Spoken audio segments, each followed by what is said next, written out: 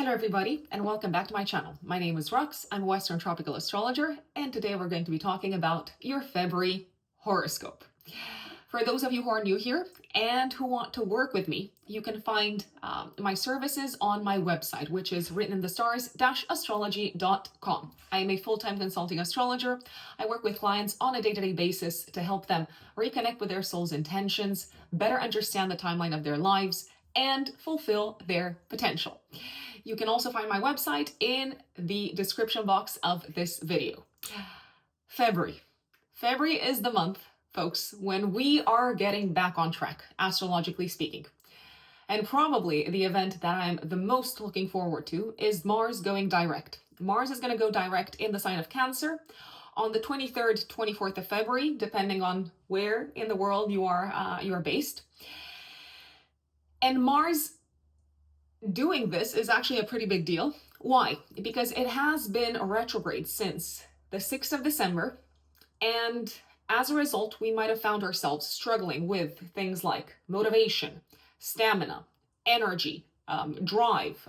We might have struggled a little bit with a clear sense of direction. Conflicts, battles might have also dragged on for a really long time. So arguments might have escalated and they may not have gotten to that point of resolution, potentially because of Mars being retrograde. Not anymore. That is the great news of this month. With Mars going direct, it's going to push through the sign of Cancer until the 18th of April, and the post-retrograde shadow period. This is going to be over, I apologize, beginning of May, folks. So if you've been experiencing delays and frustrations with certain matters in your life, depending on what Mars rules in your natal chart, if you've been experiencing these kinds of problems since Mars went retrograde 6th of December, it might actually take a while until the beginning of May for things to fully get resolved. So the fact that it's no longer retrograde is awesome, but do not expect miracles overnight. I also feel like February is this sort of cocoon stage of the year. So it's a time to go inwards, to reflect, to heal, to rebalance our nervous systems, with a great deal of energy, astrologically speaking, being concentrated in the sign of Pisces, especially in the second half of the month. So Mercury moves into Pisces on the 14th of February, and the Sun joins him and kicks off Pisces season on the 18th. And we also have a new moon in Pisces on the 28th of February. What does that look like? Well, the new moon is going to be squaring Jupiter, its ruler, because Jupiter traditionally rules Pisces. So there is probably going to be this sense of kind of like positivity and optimism and enthusiasm at potentially some good news, at the thought of maybe exciting developments, exciting maybe relationships unfolding in our lives, at the thought of maybe something that pulls us in, that draws us in, maybe from an educational perspective, maybe from, like I said, a relationship perspective, a networking perspective. So a lot going on in Pisces this month. Let's see what else is going on. I have to say this in the meantime, however, I am a big believer in working with the cosmic tides rather than moving against the tide or kind of like trying to swim upstream. And to me personally, nothing says going inwards, reflecting, rebalancing, and recentering. Nothing says that more than a meditation practice. Spiritually, meditation is like literal nourishment for the soul, and Pisces season is actually a great time to prioritize our soul's needs. Pisces is the last sign of the zodiac. I mean, I know I'm saying like some really obvious things, and it is very strongly concerned with the immaterial, with the transcendental, with what kind of like goes beyond the tangible 3D concrete day-to-day reality of our lives. Pisces is the sign of mystics. It's the sign of,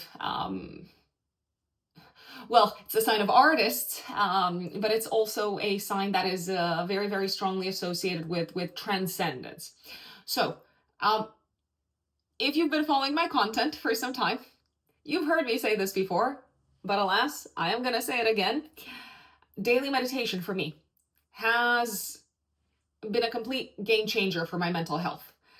I have been meditating daily for more than 2.5 years. I started doing this during my Saturn return, actually.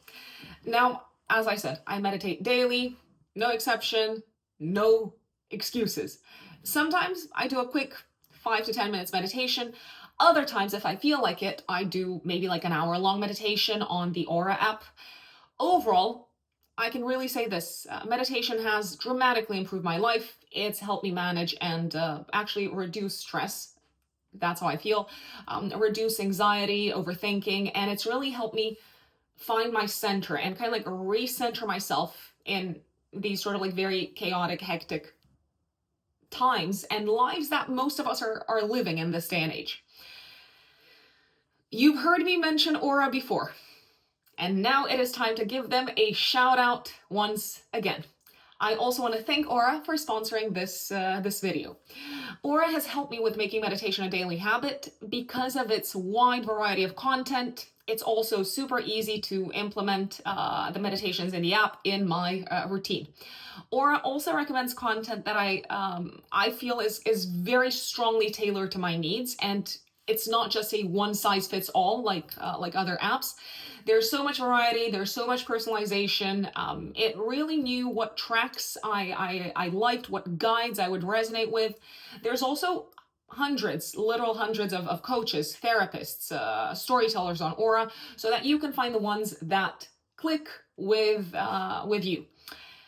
If you've been meaning to make meditation a daily habit, here we are, beginning of the year, beginning of 2025, but you don't really know where to start, please allow me to come here today and encourage you to finally start your mindfulness journey with a simple 30-day meditation challenge.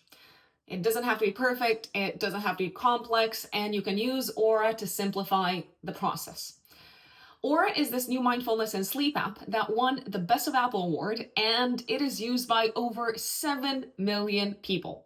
It's an all-in-one app for your well-being and sleep. It has thousands of meditations, stories, and so much more, like life coaching, breath work, CBT. Aura's content is created by hundreds of expert coaches and therapists around the world. It's highly personalized, as I've mentioned. It uses AI and billions of data points to curate content specifically for you.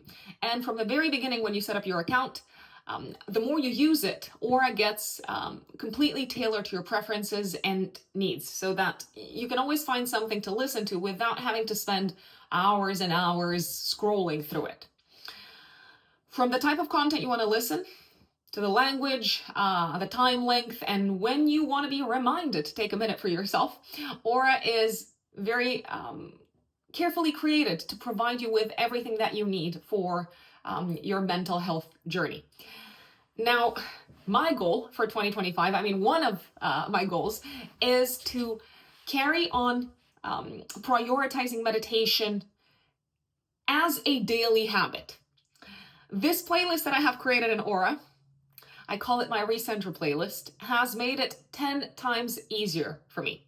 Now I have my own personalized challenge ready to go with 30 tracks that I chose specifically to help me start or end my day for a whole month. So you guessed it, I'm obviously doing the 30-day meditation challenge with you, and I will be using my Recenter playlist that I have created on the Aura app.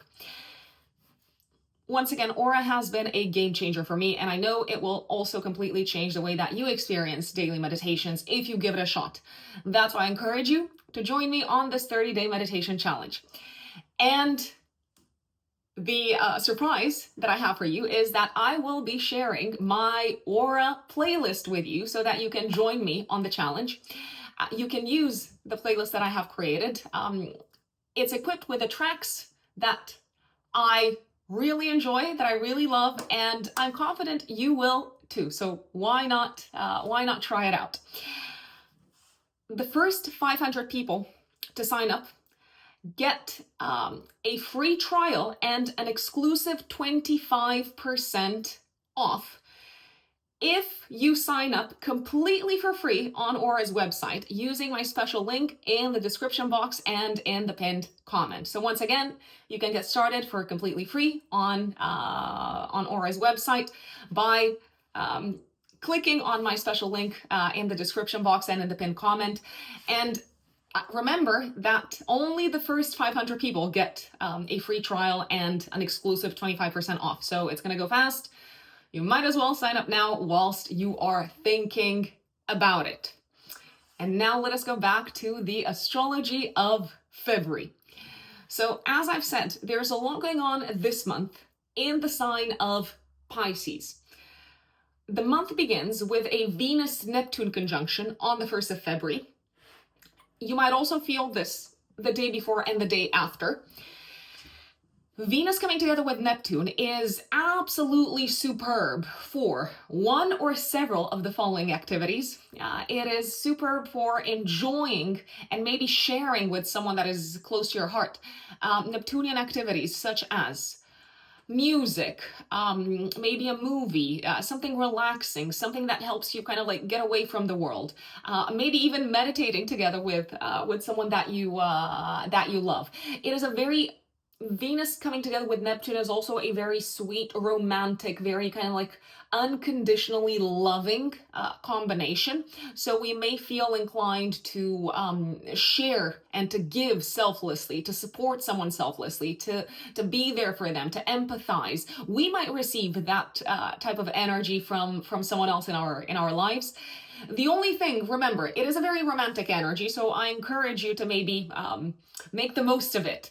But if you are meeting with new people, if you are connecting with new people, keep in mind that Venus and Neptune can see things through potentially rosy-colored glasses, so you might end up possibly either idealizing someone or not seeing them super clearly for who they actually are. So do exercise a tiny little bit of caution, especially if you're meeting someone for the first time or if you are just kind of like starting to date in February. 4th of February, Venus goes into Aries, and it's going to be in Aries for the rest of the month. So we might actually enjoy a lot more activities that we do on our own. We might enjoy and we might take advantage of our freedom. We might really enjoy our autonomy, and we might also enjoy a healthy dose potentially of competition. So Venus in Aries is actually quite competitive, and it does like to kind of like to show its fangs a little bit. There's also something else happening on the 4th of February, Jupiter going direct in Gemini. So why is this significant? Because from now until the very beginning of June, we have a good few months of Jupiter, well, a big portion of this year, we're going to have Jupiter being direct in Gemini. So now is your time to take advantage of this energy if you haven't tapped into it just yet. So I am going to mention this for each of the 12 zodiac signs as to how you can channel the remainder of this transit. 9th of February, we've got a Mercury cazimi in the sky, Sun conjunct Mercury in Aquarius. I like this day because it is a day of objective thinking, of a lot of mental clarity, of seeing things for what they actually are. It's a good day for presentations. It's a good day to use your mind for kind of like scientific, analytical processes. It's a great day to write something potentially, to research something. And also on the 9th of February, and you might feel this energy the day before and the day after, Mars trines Saturn, Mars retrograde trines Saturn. It feels like Mars retrograde has done quite a bit of damage. I mean, quite a lot of damage, especially in January. It feels like we can fix some of the damage that Mars has made with Mars trining Saturn. So it feels like there's a sense of realizing, okay, this is what's going to work for the long term. Let's kind of like stabilize things. Let's fix things. And it's also a good time to maybe take action that we've been postponing for a really long period of time. 12th of February, active 3 days before, 3 days after, we've got a full moon in Leo. Now, you know how I said we're back on track in February. We are, for the most part, but this full moon in Leo is likely to be quite disruptive, unexpected. It's likely to bring surprises, shakeups. Why is that? Because it is squaring Uranus and Taurus. It is potentially going to bring disruption at a collective level, connected with maybe important leadership figures, because at a collective level, Leo is associated with leadership figures. I feel like there may be some sort of a clash between leadership figures and wider communities of people, with the moon in opposition to the sun in Aquarius. And with a square to Uranus, it feels like a breakup and a shakeup of some sorts is likely to happen. 14th of February, Mercury goes into Pisces. Here I am trying to say a lot of things in one go. 18th of February, the sun goes into Pisces. And like I said, 23rd, 24th of February, depending on where in the world you're based, Mars goes direct. Yes, yes, yes. 25th of February, Mercury conjunct Saturn in Pisces. A day of hard work mentally, a day of maybe having to do potentially boring things that involve the mind, but that also feel like, oh my God, I'd rather do anything but this. There is a sense of maybe matters connected with communication, education, and networking and conversations going quite slow and potentially encountering resistance. Now, slow doesn't mean, oh, it's not going to happen, or you're totally and completely blocked and you can't get around this. But it feels like you might need to work harder on potentially a matter connected with education, communication. This is not necessarily the best of days to, I don't know, like have a first time kind of like job interview, for instance. And 20th of February, the new moon in Pisces, as I've mentioned, squaring Jupiter. At the time, Jupiter is sextiling Venus. So the two benefics are kind of like forming this supportive relationship. So I feel like there's enthusiasm. There's a great kind of like spark of like optimism starting to come to the surface. And I think we all need that after what's been potentially for a lot of people not an easy start to 2025 at all. And now let's go into the updates for each of the 12 zodiac signs. And remember, folks, to listen to the update for your rising sign, because that is how these general horoscopes are created, with the rising sign in mind. If you don't know your rising sign, you can listen to the update for your sun sign. And once again, please also keep in mind that astrology is like the cosmic weather forecast.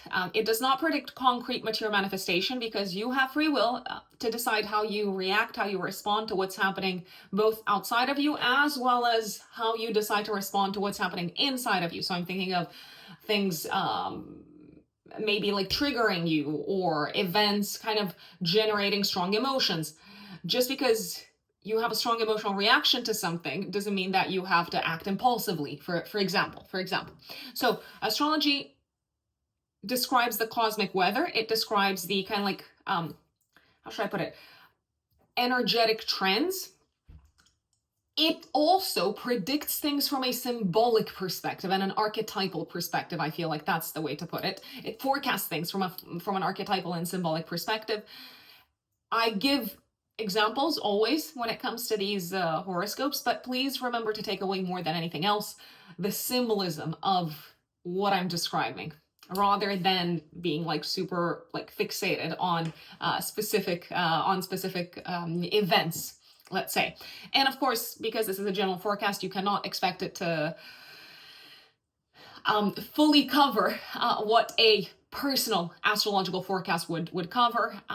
In a personal astrology reading, like the ones that I do for my clients, we take into account the entire natal chart. We use a combination of techniques for forecasting, not just transits. These journal horoscopes are created based off of transits.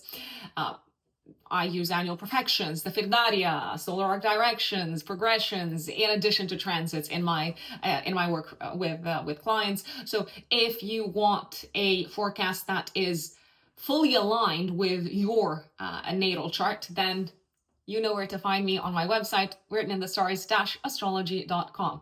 Oh, and I feel like I have to say this, generally the waiting time for a session with me is between a month to a month and a half. So after you've made the payment, it will take between a month to a month and a half to actually meet via Zoom video call.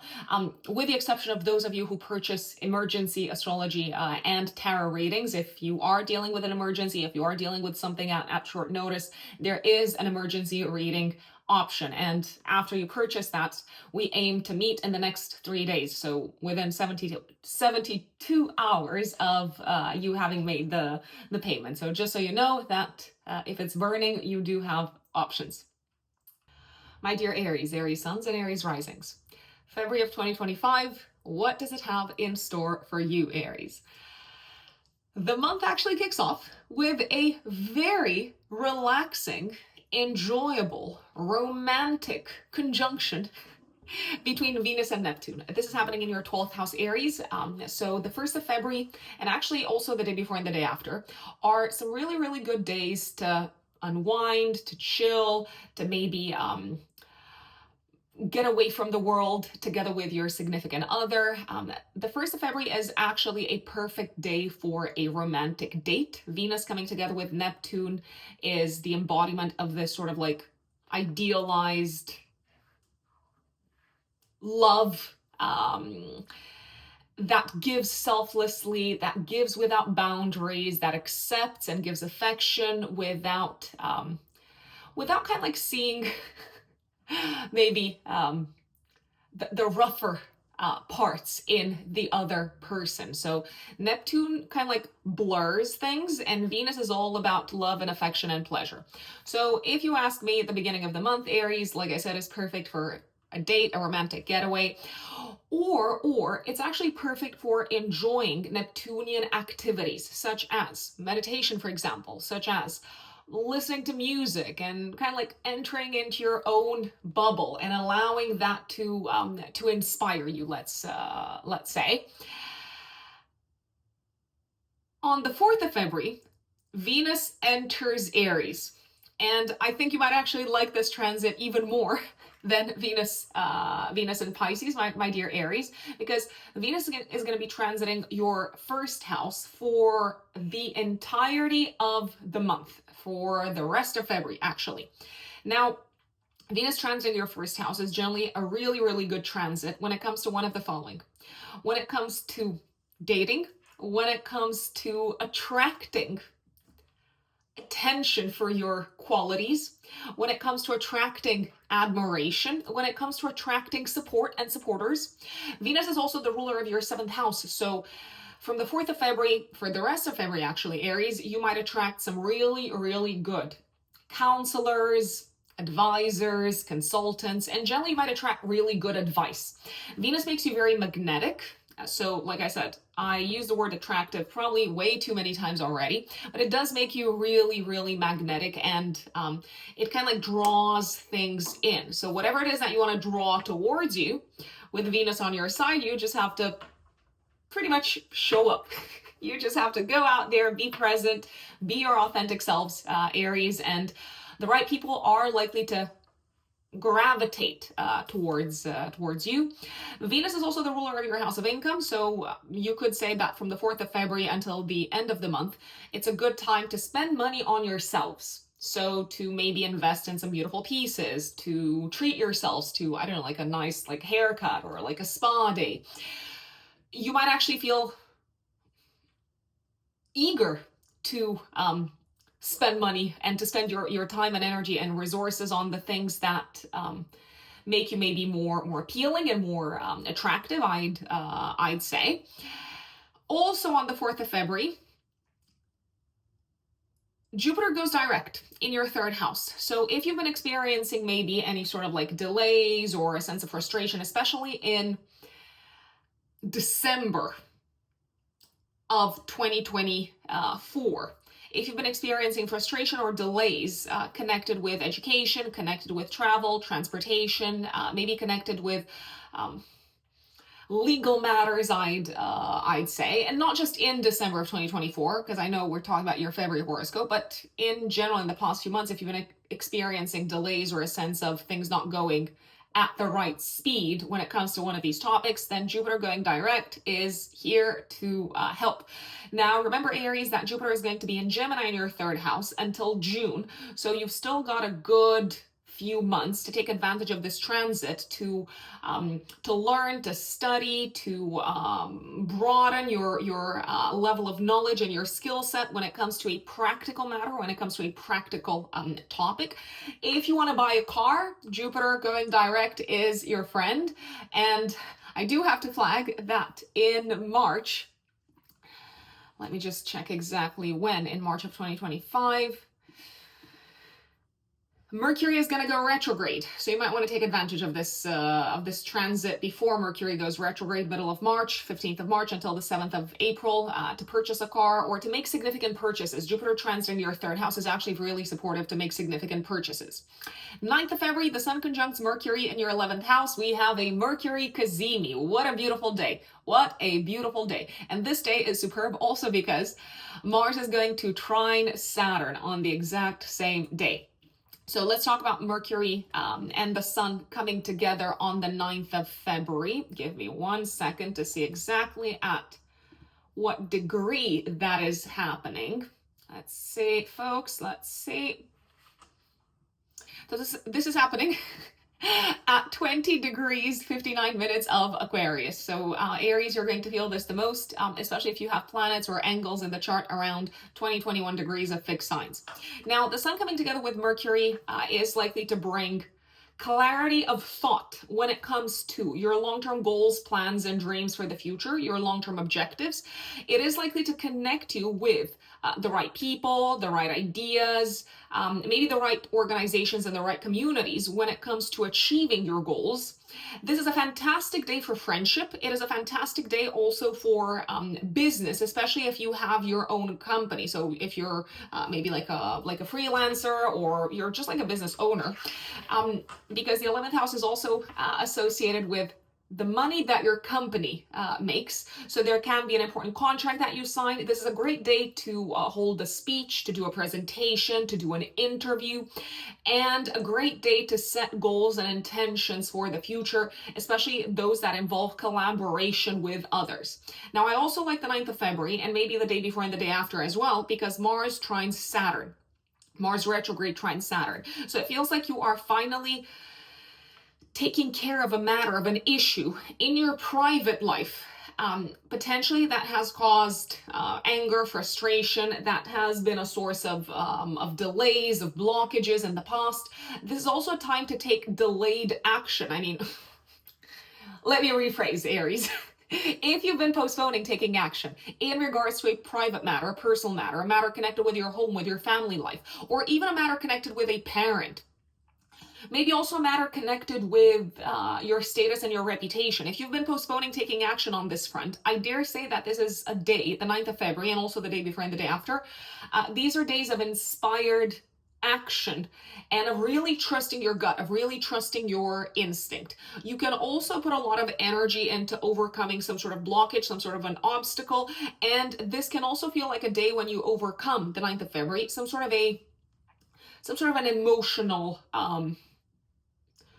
source of pain and suffering. And if you want to clean the house, and if you want to get rid of stuff, and if you want to do a proper, purge, 9th of February and the day before and the day after, these are some good days to take advantage of, Aries. 12th of February, active 3 days before, 3 days after. We've got a full moon in Leo. Now, Aries, I have to say this, I like February overall. And especially for you, I like February because you're going to have Venus in your corner for most of the month. But if there is a disruptive astrological event in February, it's the full moon in Leo on the 12th of February. And you might also feel it the 3 days before and the 3 days after. So this full moon activates your 5th house, 11th house axis, and it does square. This full moon squares Uranus. So this lunation can bring a sense of completion and culmination, or a sense of maybe potentially crisis, I do want to say it, when it comes to a matter connected with children, creative projects, personal projects, but also maybe a matter that connects you with I'm going to say organizations, communities. So there is a possibility that you might decide to cut ties with a community. There is a possibility that you might bring a creative project to a close, to an end, but this does feel a little bit sudden. This does feel a little bit surprising. This feels a little bit like it's kind of like shaking up the existing plan, or what you had in mind for this project. So you might decide to cut ties altogether, maybe with a team that you were working with. This can be a time also when, if you have kids, you might decide to take your child out of a group or out of an organization because potentially your values are no longer aligned with the values of the community, or potentially because of financial matters as well. Speaking of financial matters, this full moon can bring sudden expenses connected with children, passions, hobbies, entertainment. Now, speaking of entertainment, this can actually be, I'm going to put it out there, it can be an entertaining full moon. You might attend a party, you might attend a gathering. The focus could be on fun and parties and things like that, but it might cost you, and it might cost you maybe more than you thought it would. So I would be financially prepared for unexpected expenses. And I would also make sure to fully investigate what the financial implications of you attending, I don't know, some sort of a party are. I mean, the one thing that I like about this this full moon is that Saturn trines Mars. So if you are at the time of the full moon, so if you are thinking, you know what, I'm just gonna not attend this party, or I'm just gonna leave this group of people, or I'm just gonna no longer participate in whatever they organize, you seem to be very emotionally at peace. So you seem to feel like this is the right thing to do. Interestingly enough, even though you might feel pulled into the world, into like a social activity at the time of this full moon, you might enjoy a lot more staying at home.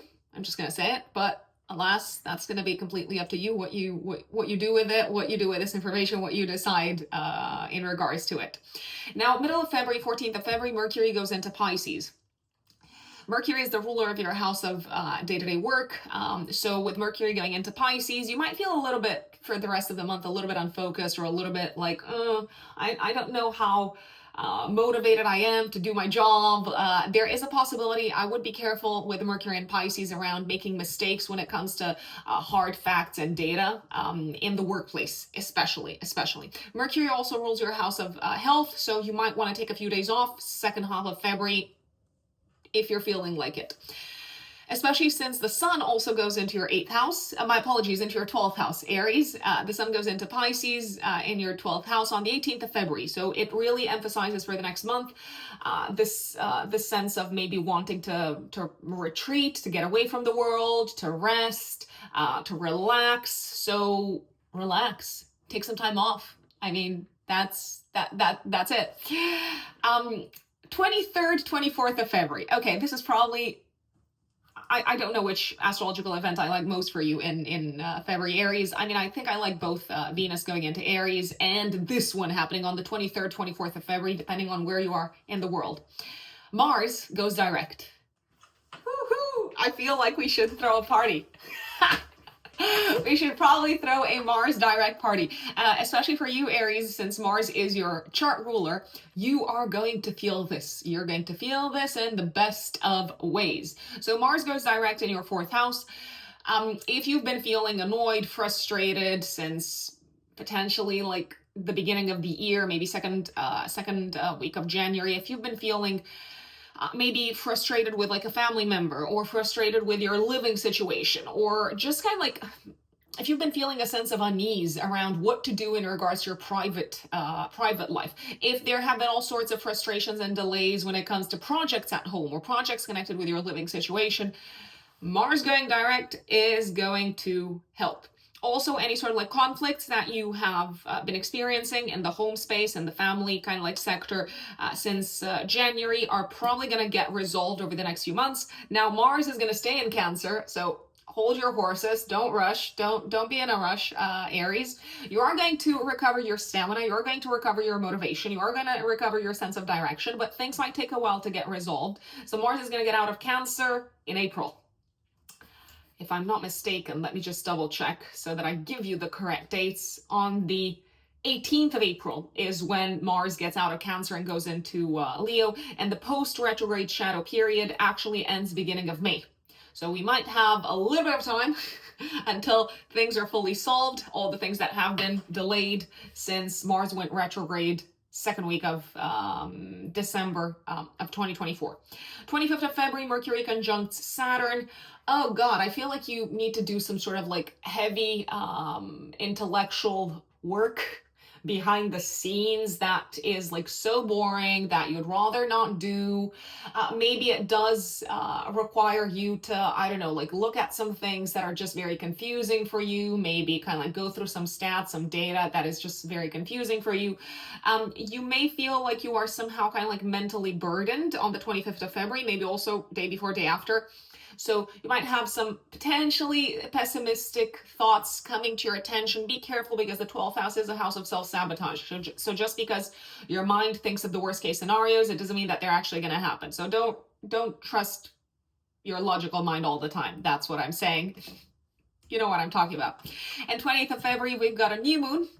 A beautiful new moon in Pisces in your 12th house, squaring Jupiter. This is interesting because it feels like at the time of this new moon, you are encouraged to learn more about your mental health. You're encouraged maybe to start spending more time and energy, to dedicate more time and energy, especially maybe from an intellectual perspective, to your mental health, but also to your spiritual life. So you might feel like, you know what, I'm going to start learning about meditation, for instance, or I'm going to start doing some research on breath work, for example, and how that positively impacts my my mental health. It's a great time to start some sort of like process or some sort of a chapter that is focused on exploring different ways of dealing with your mental health and different ways of dealing with maybe patterns of self-sabotage, I'd say. I like that Jupiter sextiles Venus, so this is definitely going to increase your sense of self-worth and self-esteem and self-appreciation. So look into it. Look into it, Aries. Taurus suns and Taurus risings. My lovely Taurians, February of 2025, what does it have in store for you? Well, the month kicks off with a very beautiful conjunction on the 1st of February between Venus and Neptune. You might also feel this conjunction the day before and the day after. What is this conjunction good for? Well, it's good for a few things. You can take advantage of this and potentially go to a Venusian / Neptunian social event. So maybe to a concert, maybe to a classical kind of like music concert. So I'm thinking of something very kind of like relaxing, something very soothing, something that kind of like puts you in a state of dreaminess. Venus conjunct Neptune in the 11th house is also fabulous for connecting with friends, especially those who you know are going to listen to you, who are empathetic, who are emotionally intelligent. You might actually be the one who plays that part for a friend. So you might be the emotionally intelligent and kind of like kind and compassionate and helpful party in the life of a friend. This is actually a very good transit to give selflessly, to give, to help, to connect with those that you love in a very kind of like soothing, generous and selfless manner. Venus conjunct Neptune is also great for like group meditation, for instance, just Just putting it out there, just saying, Taurus.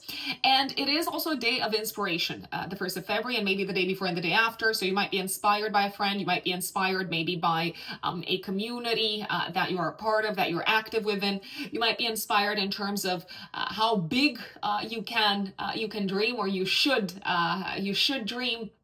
So I'm really liking the beginning of the month. Then on the 4th of February until the end of the month, Venus is going to be transiting Aries in your 12th house. Okay, you're going to be quite active, Taurus, because Venus is also the ruler of your first house, so of your house of identity, as well as the ruler of your 6th house of day-to-day work. It looks like from the 4th of February until the end of the month, you're probably going to be quite active behind the scenes, Taurus. So you might do quite a bit of work behind the scenes. You might be active physically without telling anyone.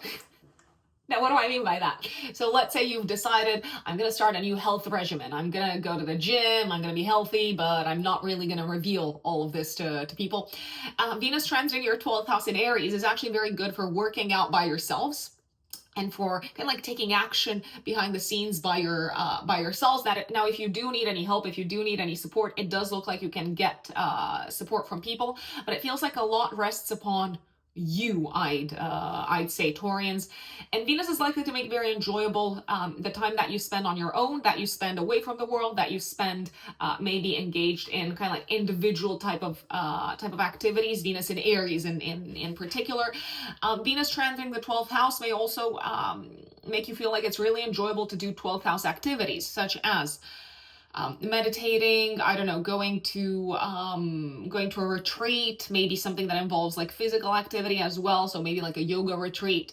The 12th house is all about charity and selfless giving. So you might want to take action and give selflessly to others who are in need, who you connect with. So those are a few of the ways in which you can take advantage of this transit. I would also, however, keep in mind that Venus transiting the 12th house can bring some potentially until the end of the month, some maybe unexpected or unforeseen matters to your attention connected with your health. Now, I do believe you can take action to fix things, to solve things. I also believe that you might become aware as to how you've been potentially sabotaging your health without necessarily realizing it, because the 12th house can be a house of self-undoing. So sometimes we do things to ourselves and we don't even realize that they are harmful. So this transit might make you aware of some of these issues, and you can potentially address them and stop or like act differently. Jupiter goes direct 4th of February in your 2nd house of income. You have Jupiter still, Taurians, in your house of income until June, when Jupiter goes into Cancer. Taurus, if you want to make more money, if you want to increase your income, if you want to increase, well, let's put it this way. If you want to potentially expand upon your skill set, upon the resources that you have that are monetizable, Jupiter is here to help. So you have the yes from the yes planet, you have the green light. Jupiter is the green light planet. It's the planet that confirms things and stabilizes and validates things. So Jupiter is very supportive in this direction for you, Taurians, until the beginning of June. Jupiter is also supportive of you expanding upon your sense of self-worth. And I do believe that can also be done through taking some sort of action in the educational space and maybe in the communication space. 9th of February, the Sun conjuncts Mercury in Aquarius in your 10th house. Oh my God, what a beautiful day. What a beautiful day. Mercury Kazemi, dun, dun, dun, dun, and Mercury is the ruler of your house of income. So 9th of February is a fabulous day to ask for a raise or to hold a speech in your professional life, to make a public presentation, to maybe have an important conversation with an authority figure or someone who is very powerful, very influential, such as an important client, for example. You might sign a very important deal, a very important contract. You might make, as I said, an important presentation. You might have an important interview. I would take advantage of the 9th of February. Let me just check to see if this is not on a weekend. Because if it is on a weekend, let's see. Yes, it is on a Sunday. Nice. Okay, so you might still feel it the day after. You might still feel it on the 10th of February, Taurians. But another good way to take advantage of this conjunction is, for example, let's say you have something that you need to sign in your professional life. Do it on the 9th of February, even if it's a Sunday. Or you might need to write down, maybe finalize a presentation. I'm not an advocate for working on weekends, but I am an advocate of using the astrology to your advantage. So if you want to kind of like polish that presentation, add the final touches, I would do it on the 9th of February. If you have anything that you've been trying to like solve in the professional space, the 9th of February can be a day of great ideas, of brainstorms. So maybe you, talk to your partner and you say, oh my God, this is what's happening at work. How would you address it? And they come with just the right idea. So there are ways to tap into this sort of like clarity of mind as to how to increase your status and your reputation and your fame, possibly, in the professional space. So I'm liking the 9th of February. If you want to schedule an important email for this to go out on the 9th of February, I would also do it. I mean, I'm an astrologer, so obviously I'm going to look at all of these things. You can do it. You can do it too. Mercury is the ruler of your house of income as well. So if you work for yourselves, for example, Taurians, you can put up your prices on this day, even if it's a Sunday. I mean, so what? Also on the 9th of February, but you might feel it the day before and the day after, Mars is going to trine Saturn. And it is a Mars retrograde trining Saturn. It feels like you finally have a sense of clarity as to how to move forward with a matter connected with your career, especially when it comes to the long-term goals and projects linked with your career. It also feels like finally things are kind of like headed in the right direction from a professional perspective, but also in terms of your involvement with a community, with a group of people. This could be a day when you kind of like attack, symbolically speaking, the 9th of February, maybe also the day before and the day after. You attack with a great deal of like intuition, an issue that has been causing delays and frustrations in the workspace or when it comes to your goals for the future in general. And the way that you address this is, it seems to be working. It seems to kind of like unlock the way to overcome this obstacle or this source of frustration. This is also a very good day to take action. Again, maybe kind of like based on your intuition, based on your gut feeling, when it comes to a matter involving a community, an organization, or a friendship. Because it feels like you can maybe make amends or you can do things differently, especially in a space where there have been issues, blocks, delays, walls, a lot of resistance maybe in the past. And if you want to make up with a friend, if you've been having communication issues with a friend, the 9th of February is the day to go ahead and do it. Talk to them. Now, February is a month that I like, but there is a very disruptive moment in February, astrologically speaking, and that is the full moon. 12th of February, active 3 days before, 3 days after. The full moon in Leo, which activates your 4th house, 10th house axis, squares Uranus. This can be a moment of significant disruption and of things being kind of like shaken up and of something breaking or falling apart when it comes to your home life, family life, or living situation. So this could be the time when you decide, yeah, you know what, I'm going to move. I'm going to leave this home. I'm going to move to a different home altogether. It can be a time when you decide to cut ties with something connected with your home life, family life, or living situation. Something could break around the house. You could also cut ties with an individual, maybe someone who's been in your life for a long time. It could be a family member, but it could also be someone who feels like a family member. It could be time to replace something in the home, as I said. It could be something of a technological nature. So that is very much a possibility. The full moon squaring Uranus. I mean, you might shock someone. That's what this could play out as. So you may shock a parent or a family member or your family in general with one of your decisions related to your personal life, your family life, your home life. I feel like even if this could come as a shock to others, you are quite at peace with it. So you have kind of like given it a very long, hard thought, and you know what you're signing up for when it comes to the future. Nevertheless, It can be a very destabilizing time when it comes to your personal life. This can also be a very destabilizing time potentially when it comes to how your personal life affects your status in the world or your career direction. So for example, let's say this can be a time of peaks and culminations around deciding to move someplace else.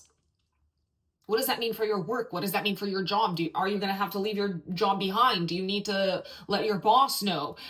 Do you need to, I don't know, if you have your own company, like deal with legal matters and kind of like change the headquarters of the company and so on. So it does feel like there will be some sort of like repercussions on your professional life, but also on your status in the world. So if you're maybe kind of like shaking up your private life and your personal life, that could impact how you're perceived in the world, I'd say. Uranus transits in general liberate us from whatever is no longer authentic. So if something is no longer authentic, or if something no longer feels like the right choice for us, Uranus is going to come in and make us kind of like cut ties and, like I said, break free and tear down in the name of authenticity and progress. 14th of February, Mercury goes into Pisces. So for pretty much the rest of the month, my dear Taurians, your mind might be very focused on your plans for the future and potentially on maybe connecting with friends and kind of like finding allies. You might also spend money on social events, social occasions, and on your goals and plans for the future. Speaking of goals and plans for the future, the sun goes into Pisces also on the 18th of February for the next month. So it is going to illuminate, Taurus, your plans for the future sector, and also your involvement with groups, communities, organizations. The sun is also the ruler of your fourth house of home. So for the next month, it looks like you're kind of like looking into the future and envisaging like what the future has in store for you, kind of like maybe defining what the vision is for your home life and family life and living situation. This is the good news. Okay, so 23rd, 24th of February, this is like extra good news. Because like I said, like February is not a bad month at all, but the full moon is a little bit disruptive, especially for fixed signs, and you are a fixed sign. So 23rd, 24th of February, depending on where in the world you're based, Mars goes direct in Cancer in your third house. So if you have been experiencing delays, frustration, or a sense of kind of like losing motivation when it comes to talking to people, when it comes to maybe educational activities, when it comes to maybe taking action in reaching out to people, taking action when it comes to networking, maybe taking action to like drive to new places, Mars comes in and says, okay, come on, let's get this show on the road once again. Mars going direct. If you've been having recurring conflicts or issues connected with siblings, cousins, or the local neighborhood and the local community, Mars going direct is probably going to give you a sense of clarity as to what sort of action you need to take to solve these issues. However, these issues might not be fully solved until the post-retrograde shadow period is over, which is going to be 3rd, 4th of May. So just something to be aware of.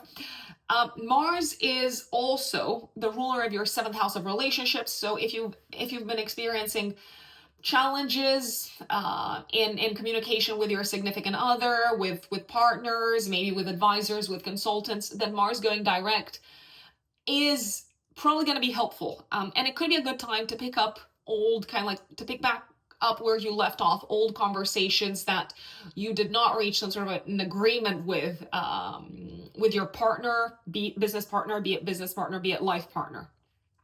25th of February, Mercury conjunct Saturn, a serious conversation with a friend. Maybe it's a difficult conversation. Maybe they reveal certain things that are hard for them to tell. Maybe you have to like listen to something that feels very, I don't know, like dull and boring, but also quite heavy emotionally. But alas, you're probably a good friend and you're probably going to listen. This can also be a time of serious conversations around what the future looks like for you from a professional perspective. You might have these conversations with a parent, with a boss, with a loved one. It could be a few people. It could be a few different types of people. This could also be the time when you decide to curb some of your spending. And like I told you that this is a good year to make more money until June at least, to kind of like to put energy towards increasing your income, whether that is through asking for more money, whether that is through like taking classes, courses, getting extra education. But around the 25th of February, you might decide, you know what, I'm gonna be very serious and cautious and disciplined around how I spend my resources, and alas, I can't just like go out there kind of like throwing money left, right, and center. So Saturn is a very kind of like serious and restrictive, but also long-term focused energy. And 28th of February, we've got a new moon, active 3 days before, 3 days after. It's a beautiful new moon in Pisces in your 11th house, so it is a good time to set goals and intentions for the future, especially when it comes to what you want the future to look like. In your personal life, in your family life, in your home life, in your private life, but also when it comes to what you want the future to look like financially. I keep on banging on about money, but this new moon is ruled by Jupiter, which is transiting your second house. So set goals, set intentions, maybe kind of like do a mood board or like a vision board, because the Piscean energy kind of loves to tap into the sort of like transcendental, ethereal, imaginative space. This could also be the time when you start working with a community, with a group of people that is either able to help you increase your income, or you start collaborating with them in a lucrative manner. The one thing, however, to keep in mind is, because the new moon is in Pisces and because it is squaring Jupiter in Gemini, and Jupiter doesn't like to be in Gemini, my massive recommendation if you start collaborating with an organization or with a group of people is to really address the nitty-gritty, the fine print, the details, the stats, the facts as to how you're going to get paid, how much you're going to get paid, when. I would not leave these things to chance, because they might cause issues a little bit further down the line, because you might realize, oh, I should have talked about money and I didn't talk about money enough. So who knows how much I'm going to get paid. That is Taurus for February. My dear Geminis, Gemini suns and Gemini risings, February of 2025. What does it have in store for you, Geminis? So the month kicks off with a Venus-Neptune conjunction on the 1st of February. But you might also feel this, Geminis, the day before and the day after. Now for you, Venus rules your 5th house of creative self-expression. So this is actually a very, very beautiful period to allow inspiration to come to you when it comes to matters connected with your professional path, when it comes to professional projects. I would also say that you might feel genuinely very admired and appreciated, and maybe a tiny little bit idealized for your qualities when it comes to creative self-expression in the professional space. This is also a period to wow people, to dazzle people with your style, maybe with your looks, with your aesthetic, in a public setup. So this is not just connected with your career. Let's say you go to, I don't know, like a public event, like a party or something, and there's going to be a lot of people watching, and you are probably going to really, really, really stand out for the way that you kind of like created this sort of like glamorous maybe look, let's say. Venus Neptune is also very supportive of us giving selflessly. So if you want to maybe take some sort of charitable kind of like action.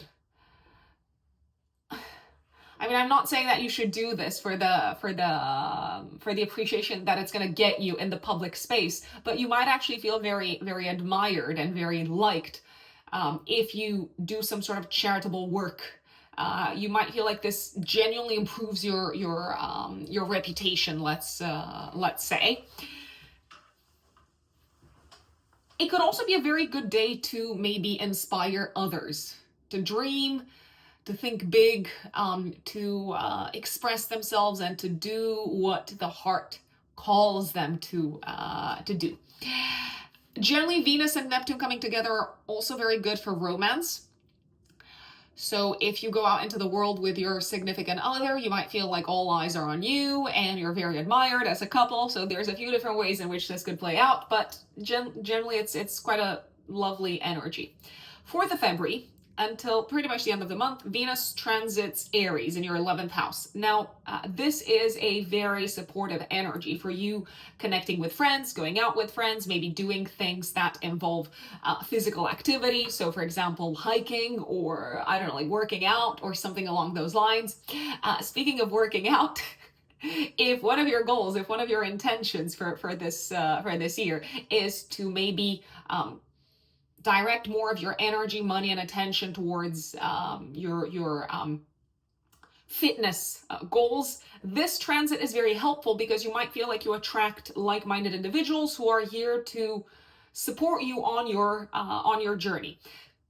Now, Venus transiting this part of your chart is also likely to attract, especially if you have your own business, it is likely to attract extra funds. It is likely to attract extra clients, potentially. Venus is also the ruler of, for you, my dear Geminis, it is the ruler of your 12th house. Now, social activities with Venus in the 11th house can be overall very enjoyable and very pleasant, but there is a possibility that until the end of the month, you might find out things that you did not know of that might kind of like surprise you, and not necessarily in a good way. Things connected with your friends, things connected with your peers. Maybe you realize that some friends are a little bit jealous of you. Some friends have been kind of like talking behind your back. Venus in Aries can be quite competitive. So I'm not saying that your friends don't love you, but I am saying that they could also be a tiny little bit jealous. It could be the other way around. There is a possibility that it could be you who's the one who's a tiny little bit jealous of them, but I do believe it might be them, maybe a tiny bit envious of you. Now, if you have to talk it out, but do be aware of this energy, let's say.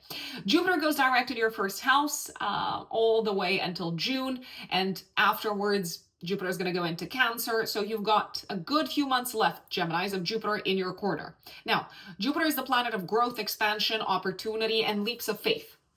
And it is likely to help you kind of like see yourselves in a new light, Geminis. So if there's anything that you've wanted to kind of act upon, any sort of like maybe topic that you've been kind of like interested in the past maybe half a year, since May of 2024, and maybe you want to learn more about it, maybe you want to study more about it, maybe you just want to kind of like experience it. Jupiter is the yes planet. Jupiter says, okay, now's the time to do it, now's the time to sign up for that course, now's the time to take that trip. Speaking of trips, Jupiter transiting your first house is very supportive of you traveling and kind of like having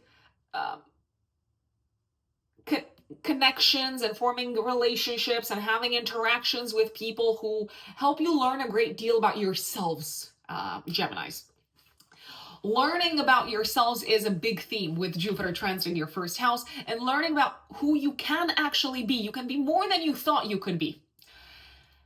That is a very important and a very beneficial Jupiterian lesson. Take advantage of it. 9th of February, the Sun conjuncts Mercury in your 9th house. This is a superb day of very good news connected with legal matters, connected with academia, connected with traveling. It is a good day to maybe book plane tickets. It is a good day to apply for that PhD. I know it's on a weekend. You might also feel the energy the day after, the day before and the day after, I'd say. If you wanted to reach out to, I don't know, like a guide, a mentor, a teacher, maybe to the dean of the university, take advantage of this day, send the email, even if it's on a weekend, because it is probably going to turn out beautifully. You might have a lot of a great deal of clarity as to what the meaning of your life actually is, what is important to you, what is worth investing your energy into. You might have a lot of clarity as to what is the life path for you that's going to make the most sense, that is going to make you feel like, yes, this is the meaning of it all, and there's a higher purpose to my whole life. Good news coming from abroad around the 9th of February, maybe also the day before and the day after, as I said. 9th of February, also day before and day after, we've got another beautiful transit, another beautiful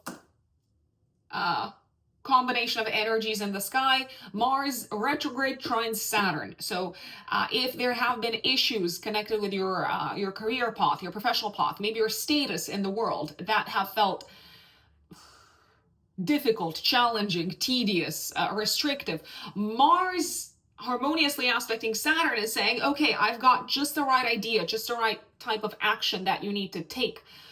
Intuitively, this might come to you. You might have this sort of like aha moment where you're like, okay, this is what I need to do. This is what I need to address. This is what I need to act upon to clear out the blockage, or to get rid of the delay, or to get rid of the frustration in the professional space. It's a great day to work alone. And you might make a lot of progress if you work alone. You do seem to have that sense of gut, kind of like instinct as to how to overcome obstacles on this day, maybe also the day before and the day after. And I also want to flag that Mars is the ruler of your 6th house as well. So if there have been any issues from a health related perspective that have been kind of like on your radar for a long time, Geminis, this could be the day when you decide, okay, this is what I'm going to do. This is who I'm going to reach out to. This is the action that I'm going to take. And it feels like it's going to help you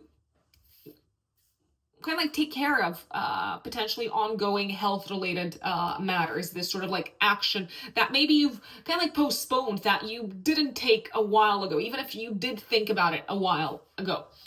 Now, Geminis, February in general is, I mean, it's a month that I really like, but the full moon on the 12th of February, I have to say, is a tiny little bit disruptive. 12th of February, active 30 days before, 30 days after.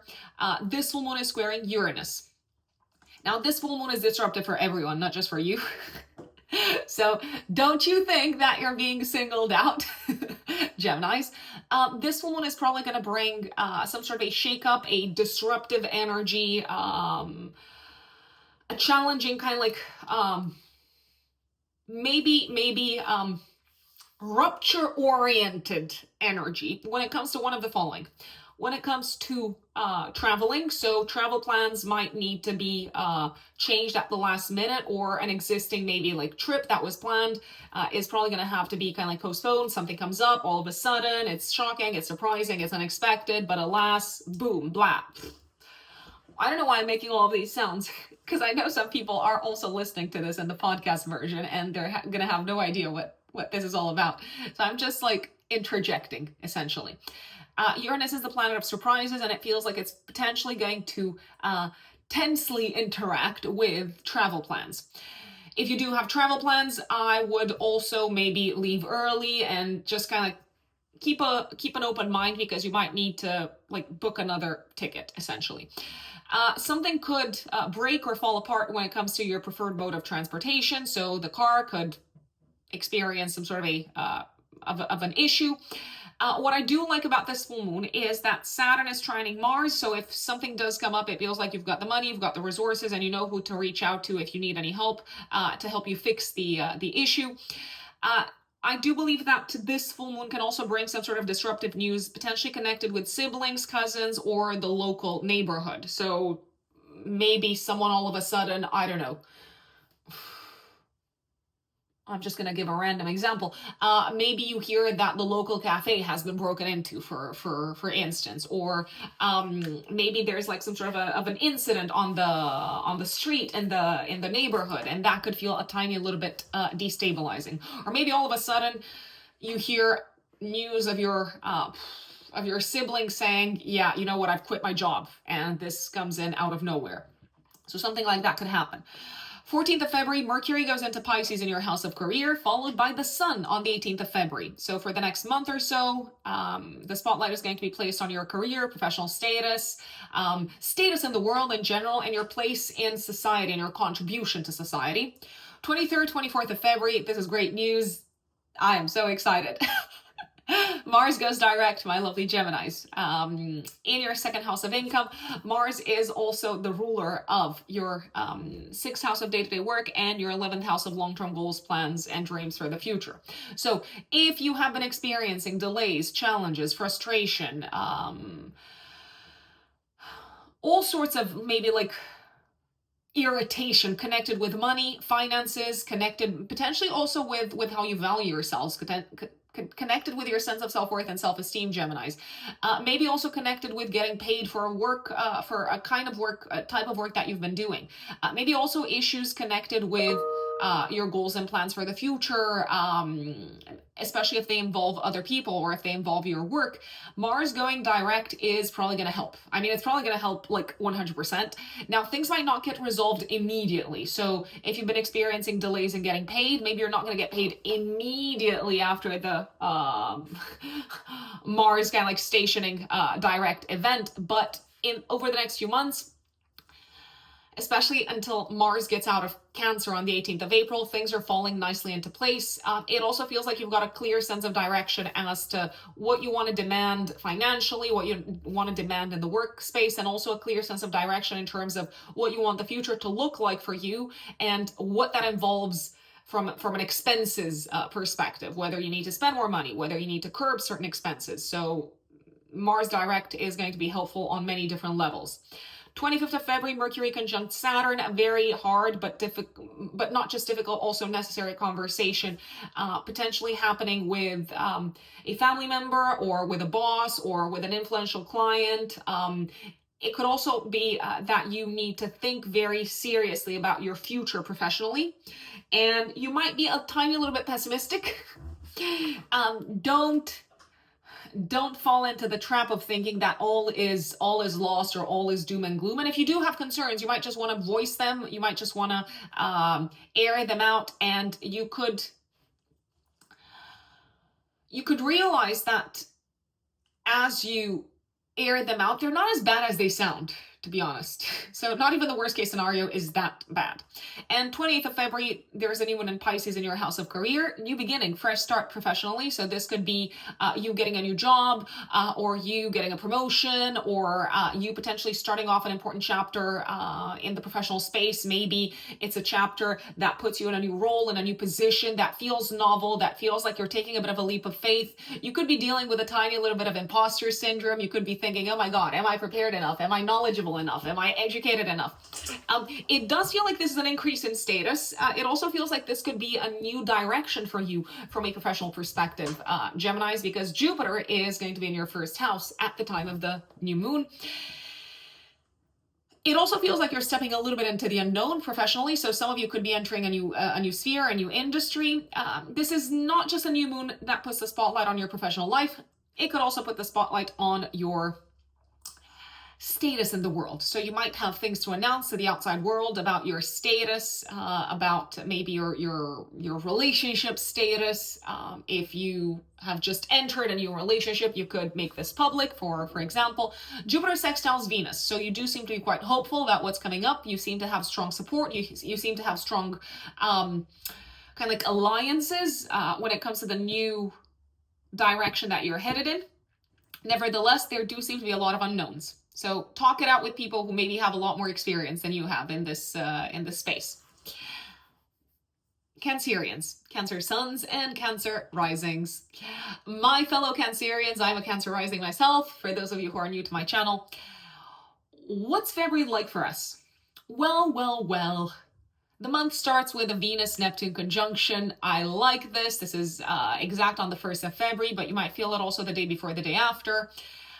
Venus conjunct Neptune is an incredibly inspiring astrological event. So you might be inspired by a trip. You might be inspired by maybe going to the museum, by going to the theater, by potentially connecting with someone who is like a mystic or like a very kind of like knowledgeable person in their space. It feels like the energy that you're kind of like getting from them is just so calming and soothing and healing and again inspiring. And it feels like it's somehow connecting you with something beyond the 3D.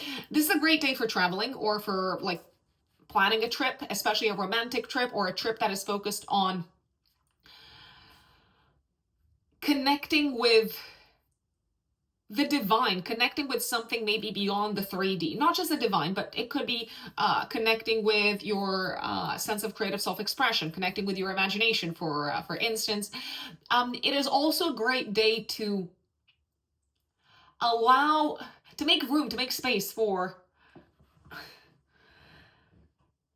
I was about to say the cosmic love to flow in, and this could come in all sorts of manners. I mean, probably the first thing that comes to mind is through meditation, but it could also be through, I don't know, just observing nature. It could be through just kind of like taking a moment to be really grateful for the love that you have in your life, for your family, for the beautiful home that you're in. It could also be the day when you feel like, and maybe also the day before and the day after, when you feel like helping without any sort of like expectations, a family member, giving selflessly. I love it. I love it. I love it. I mean, Venus is exalted in Pisces, coming together with Neptune, the ocean of the imagination. It's a beautiful day. 4th of February until the end of the month, Venus transits Aries in your house of career. Now, this is great, Cancerians, because it's probably going to attract support from really important, really impactful, really influential people in the professional space. It's a great time to form partnerships in the professional space. It is also a great time to potentially make yourselves visible somehow. So to maybe attend events or take action that is very visible from a professional perspective. It's also a great time from a reputation perspective to make yourselves visible, Cancerians. So if you want the world to know you, if you want the world to associate you with certain qualities, let's say, this is the time to do so. Venus transiting your 10th house. Venus is a very attractive energy, so it can attract professional opportunities. If it does attract professional opportunities, it could take you away from home, or you might need to make a little bit of a compromise when it comes to how much time you spend at home or with the family. You might feel like, oh, I've got to kind of cut in half of the time that I spend with, I don't know, like my kids or something like that. Nevertheless, an opportunity is an opportunity. Jupiter is going to go direct, also 4th of February in your 12th house. So if you have been experiencing maybe delays in regards to something that you've been working on behind the scenes, or if you've been feeling a little bit stuck in a rut when it comes to professional initiatives or work-related initiatives, or even like health-related initiatives, Jupiter going direct is going to be very, very, very helpful. 9th of February, the Sun conjuncts Mercury in Aquarius in your 8th house. Okay, so a few things here. This can be a great day for investments, but I do want to flag that this is not financial advice. You are completely responsible for your financial decisions, my dear Cancerians. There could be an opportunity to invest. There could also be an opportunity to take some wins, so to kind of like sell some of your stocks, for example. It's a moment of clarity, the 9th of February, in regards to maybe the correct strategy from an investments perspective. There could also be some really good news making their way to you around the 9th of February, maybe also the day before and the day after, connected with debts, taxes, loans. So if someone owes you money, you might finally hear from them. They might be like, here, ta-da, here's your money. And maybe you didn't expect this to happen, but alas, it is happening. So that's great. You could also sign an important partnership around this time, maybe 9th of February, day before and day after, a partnership that involves the pooling of resources, the pooling of expenses, or maybe, well, if you're pooling resources, you're clearly pooling expenses as well. You're kind of like involved on the financial level. You're involved with this person kind of like on all sides. It's also a day, or like a few days actually, but especially the 9th of February, it's a day of clarity in regards to what has been causing crisis in your life, what needs to be released, what needs to be let go of. It could be a person, it could be a relationship, it could be an old set of values, it could be a way in which you've been sabotaging yourselves. So there could be a great deal of enlightenment and clarity when it comes to something that has been causing anguish, Cancerians. And with that clarity, the ability to cut it out also comes in. Speaking of cutting things out, Mars on the 9th of February is going to trine Saturn. This aspect is also going to be active the day before and the day after. Mars trining Saturn, especially because it's a Mars retrograde. Mars is very good at severing ties. And with Mars trining Saturn, I feel like you could sever some ties, maybe with someone who you no longer want to have in your life. It could be someone who you've tried to make things work with, maybe like a business partner or maybe your accountant. And now you're like, you know what? I gave it a shot, I gave it a try, but I'm done with this. And you're kind of like very at peace with severing ties with them. Mars could also sever ties with an old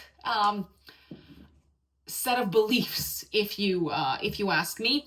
This can also be a very good time, 9th of February, day before, day after, to take action, even if it's something that's been delayed or postponed. Take some sort of action in regards to your maybe legal status, your involvement with foreign lands, foreign countries. Maybe to take action also in regards to your academic path, especially if you felt like you've been kind of like vacillating and maybe you've been a little bit confused and unsure as to how to proceed with this. Mars retrograde does say this could take potentially a little bit longer than maybe it should. Or who's to judge? Maybe you're going to stop judging yourselves, Cancerians, for things that you thought should take a little bit less time, but now you're like, okay, it's going to take however long it's going to take, and I'm going to do it anyway. I'm going to commit to this anyway. It's a good day for commitments. 9th of February, also day before and day after, long-term commitments, especially commitments and kind of like taking on duties and responsibilities that you've kind of like tried to avoid or that you've been reluctant to take on board. Now, probably the most disruptive time of the month is the full moon. The time of the full moon on the 12th of February, active 3 days before, 3 days after. The full moon in Leo squares Uranus, and this full moon in Leo activates your 2nd house, 8th house axis and squares Uranus, so I feel like there could be a few things going on here. First and foremost, you might sever ties with a friend or with a community or with a group of people because you are no longer aligned with them from a values perspective. You might experience some unexpected expense and you might need to address it, but alas, you're probably going to be very adamant about no longer dealing with something like this in the future by, again, kind of like cutting ties with it as much as possible. You might need to address some sort of an expense connected with a group type of activity. Maybe it's a membership that, I don't know, costs more than you thought it cost, or maybe it's a social event that is costing you more than you thought it would cost. In any case, with this full moon in Leo, I feel like you're looking at your finances. The spotlight is placed on your finances. The spotlight is also placed on sudden expenses, on maybe expenses that you want to cut out of your life. And I feel like whatever needs to be cut out, you're going to be at peace with it. I also feel like you can no longer hold back from being your full authentic selves, Cancerians, in relation to maybe a friend or a group of people or a community or an organization that you're a part of. And as you can no longer hold back from being your full authentic selves, some people might decide, yeah, you know what? That doesn't work for me, and you're totally fine with that. I believe you're probably going to be totally fine with that if you ask me. Now, 14th of February, Mercury goes into Pisces, and 18th of February, the Sun goes into Pisces in your 9th house. Okay, so for the next month, approximately, Cancerians, I feel like your mind and also your money and your resources are going to be directed towards educational activities, travel-related activities, activities involving courts of law, academic activities, maybe also spiritual activities that connect you with some sort of a higher power. 23rd, 24th of February, probably one of my favorite transits of the month. Mars goes direct, or let's call it my favorite astrological event of the month. Mars goes direct in your 1st house. Mars rules your 5th house and your 10th house of career. So if you have been experiencing delays, frustration, challenges, a lack of energy, a lack of motivation, a lack of clarity as to where you should be headed when it comes to your professional path, when it comes to creative project, when it comes to what makes you happy, Mars going direct is probably going to make a massive difference. So you might feel like you can finally move forward with initiatives connected with your career, with initiatives that are likely to make you happy. You finally have clarity as to what makes you happy in general, but also maybe from a romantic perspective. You might feel excited and enthusiastic to finally start taking action in alignment with your instinct and your intuition. And if you have been experiencing this sense of bottled up kind of like frustration, maybe in connection with your career, maybe in connection with a romantic situation, then Mars going direct is going to be like, okay, let's let this out. Let's get rid of this. Let's kind of like channel this maybe in a constructive way.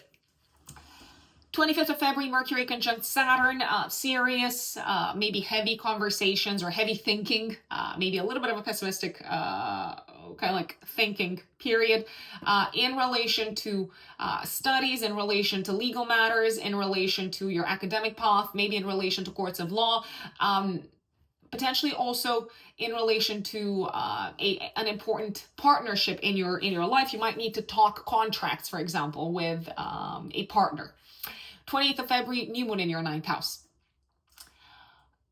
This feels like a fresh start for you, Cancerians, especially from a spiritual perspective. It feels like you might start learning about kind of like new ways to, I'm going to say, interact with divinity. So you might enroll on a course, or you might start meditating, or you might start potentially studying a different kind of like studying or reading about a different maybe spiritual tradition than the one that you're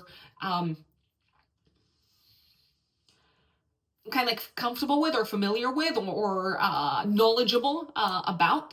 This could also be the time when you start a process connected with your maybe status in a foreign land, in a foreign country, and you start the process, but you start it somehow behind the scenes. So maybe let's say you are starting the process to apply for like visa, residency, like things like that, like green card, but you might not tell everyone about it. You might start doing your research, you might start kind of like doing the digging, but you're kind of like doing this in a behind the scenes way. This could also be the time when you kick off a process connected with your academic path. If you need any support in this new chapter, academically speaking, if you need any support from your career or from your boss or from someone in a position of power, do not hesitate to ask for it, because you're probably going to get it. And this new one also puts a spotlight on in-laws. There could be some sort of a fresh start connected with in-laws, especially something that involves maybe a process of releasing what they know and somehow them kind of like stepping into the unknown, Cancerians. That is February for you. My dear Leos, Leo suns and Leo risings, February of 2025, what does it have in store for you, Leos? Well, the month kicks off with a Venus-Neptune conjunction on the 1st of February. You might also feel this the day before and the day after. This is a superb time to receive gifts, which you might actually get because Venus conjunct Neptune is going to happen in your 8th house. But it's also a great time to give to others. To give selflessly, to give without boundaries, to give love, to give support, to give affection, to hold space for them, especially if they are going through a tough time. Maybe your mom needs your support. Maybe your partner needs your support. Maybe a sibling needs your support. Maybe they just need you to listen to them. And I do believe that this is something that you can do for them. Now, I would be a tiny little bit careful with Venus conjunct Neptune because there could be potentially maybe opportunities coming your way connected with investments. And this is not financial advice. You're completely responsible for how you spend your money, what you do with it. But if something seems too good to be true, then it probably is. So I would just make sure not to fall for the glamour, let's say. 4th of February, for the rest of the month, actually, Venus transits Aries in your 9th house. Now, this is a transit that's going to make very enjoyable one or several of the following activities. Traveling, first and foremost. So Venus transiting the 9th house is a great time to travel, especially long distance traveling. Venus can attract support and favors from mentors, guides, teachers, maybe religious or spiritual figures.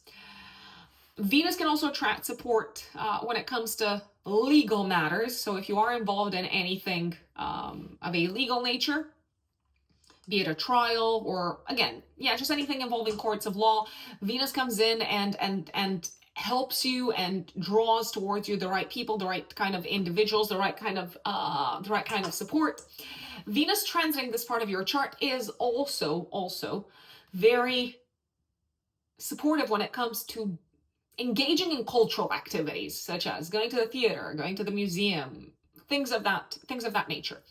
Also on the 4th of February, Jupiter goes direct in your 11th house. So if you've been experiencing maybe a sense of kind of like stagnancy or lack of clarity as to what you want the future to look like, what you want in terms of like goals and objectives and intentions, what you want from the year ahead, and who is likely to help you achieve your goals. If you've been experiencing a sense of, yeah, just like not knowing that or not having that clear in your head, Jupiter going direct is going to help, my dear Leos. Jupiter is going to be in your 11th house until June, so you have the support of the greater benefic. You have the support of this really significant auspicious energy when it comes to broadening your circle, when it comes to expanding your network, expanding your community, connecting with like-minded individuals. Jupiter is also generally very supportive of you having fun with friends until the beginning of June. Potentially maybe even like traveling with friends, Leos.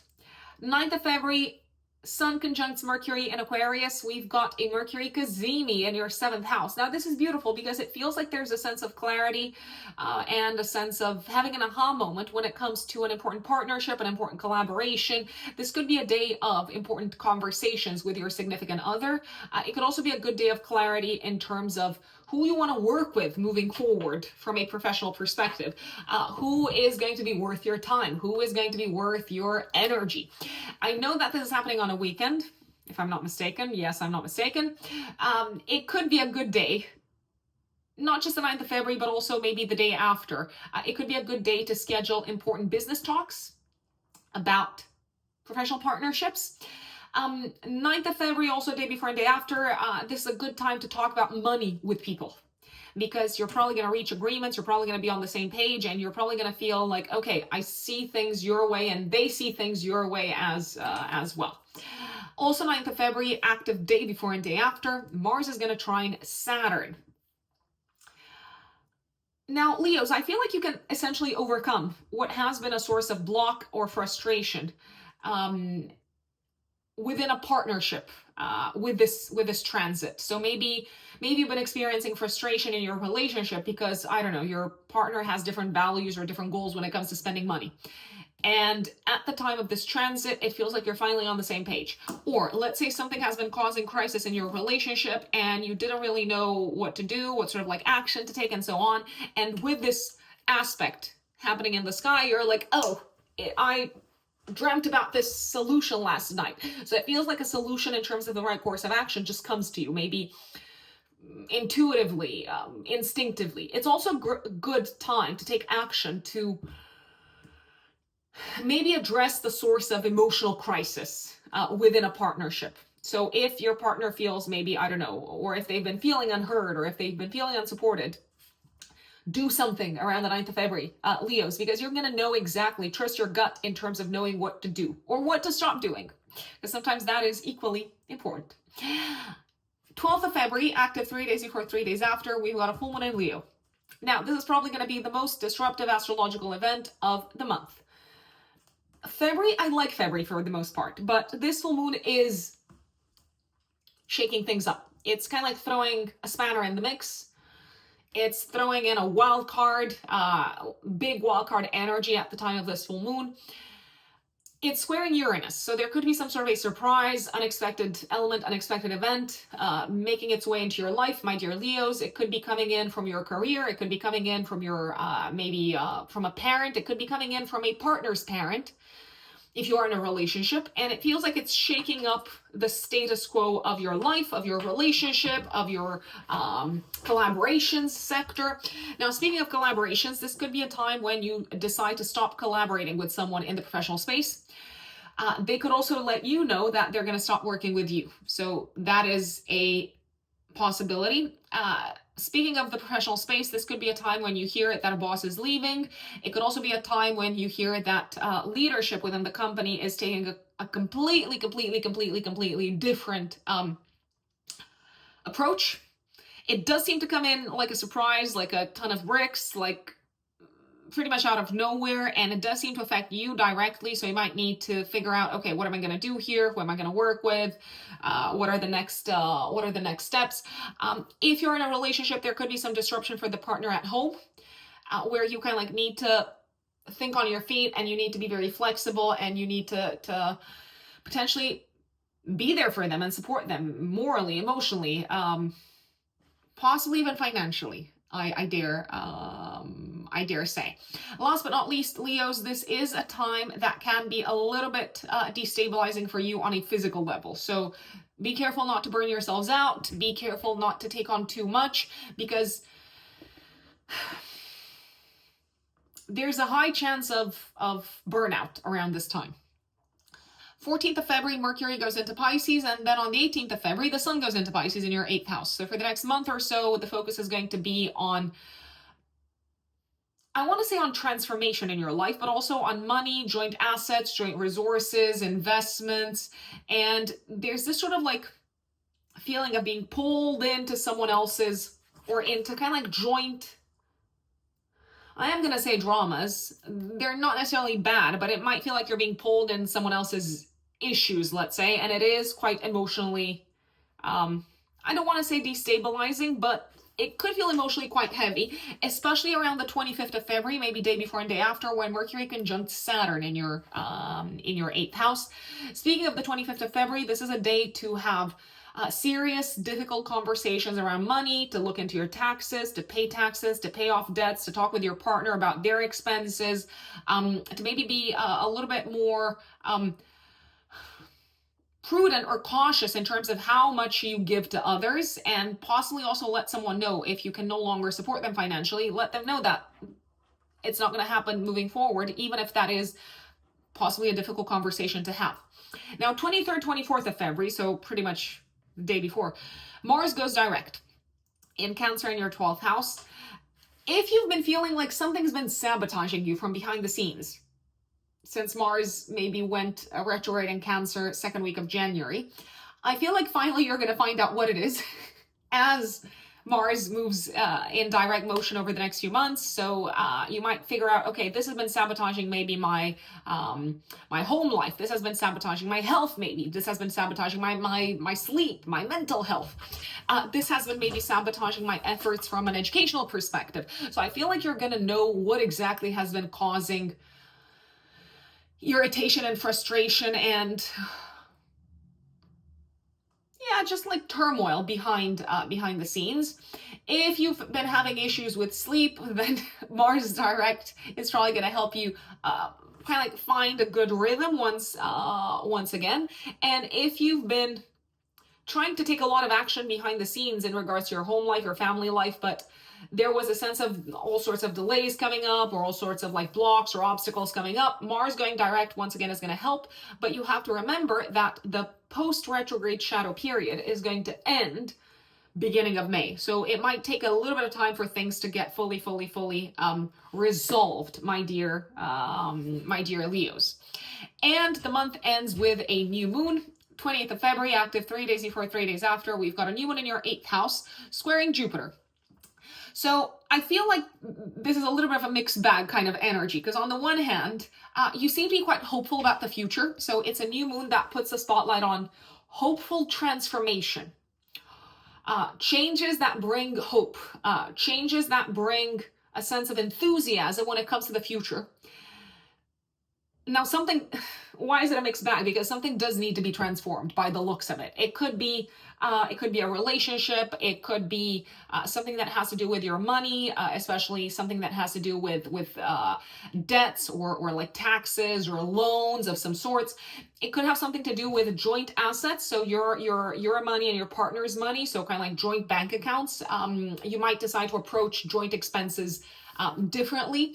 This could be the time when you start receiving support or resources from the outside. And that feels, again, very hopeful, but it might also make you think, okay, what's going to happen when I stop getting the support? When I stop getting this sort of like influx of resources. This can also be a time when you are called to direct your energy and attention and focus on matters connected with your legacy and your inheritance. So if you do have, and when I say legacy, I'm not just necessarily referring to the material side of things, I'm referring to your family legacy in general. So if you do have anything that could come up in your life of this type, of this nature, it might be something that gets brought to your attention around the 20th of February, and it feels like you have to think a little bit outside of the box and start kind of like envisaging what the future could look like, envisaging what sort of like action maybe you need to take on a legal level, who you need to talk to, who you need to speak with, so that you can get things going, so that you can get things off the ground. This new moon is also very supportive of you starting a process of transformation at a psychological level, especially if you've been struggling emotionally, if you've been dealing with angst, anguish, anxieties, fears. It could be that you decide, you know what, I'm going to start doing like therapy or like group therapy, for example. This new moon ruled by Jupiter in the 11th house is very supportive of coming together with like-minded individuals or individuals who have gone through similar challenges as you have from an emotional perspective. That is Leos. My dear Virgos, Virgo suns and Virgo risings. February of 2025, what's going on? What's going on, my dear Virgos? A few things. Well, 1st of February, active day before and day after, Venus conjuncts Neptune. A superb day, a superb couple of days, 3 days actually, to go out on a romantic date, to allow someone to sweep you off your feet, to allow someone to woo you. I was about to say to seduce you, but they might not like really seduce you. They might just like compliment you. They might be there for you. They might listen to you. They might make you feel appreciated. You could do the same thing for a partner, for an existing partner, but maybe also for a new person. You might just feel like letting your guard down. And it is a good day. It is a good like few days to let your guard down and to just kind of like go with the flow when it comes to romance. When it comes to kind of like accepting like love and affection and romantic energy into your life. Now, Venus Neptune can be quite prone to seeing things through rosy colored glasses. So if you are going on a first date, for instance, around the beginning of the month, I would be careful that you might be swept off your feet, but you might not see the other person with 100% clarity. Now, I'm not saying don't enjoy it. Enjoy it. I mean, I have Venus in a nice aspect to Neptune in my chart as well. So I'm a big fan of this combination, but don't let that fool you into thinking that life is this sort of like beautiful kind of like movie, romantic, I don't know, like comedy or something like that. Okay. So yeah, just a little bit of groundedness. 4th of February, Venus goes into Aries in your 8th house for the rest of the month. It's going to be there. Now, Venus for you, my dear Virgos, is also the ruler of your 9th house and of your 2nd house. Okay, so a few things. First and foremost, for the rest of the month, you might need to pay off your debts, taxes, loans, things like that. Now, Venus is making this sort of like process very smooth. So you might get rid of your like debts really quickly. You're actually very supported in getting rid of your debts. You're very supported in directing some of your resources towards clearing off whatever you owe to someone else. Venus can also attract towards you money from others. So it can attract business partnerships. It can attract opportunities that are quite lucrative. However, Venus doesn't really like to be in Aries. So there could be some issues if you kind of like jump in and say yes to a lucrative partnership straight away. And if you don't do your due diligence, if you don't do your research, you might bump into issues a little bit further down the line because you moved too fast. So don't move too fast is what I'm trying to get to. You might also feel like sharing what you have with others, and that is likely to earn you quite a few fans, but I would also be careful not to be too quick. Okay? Not to be like super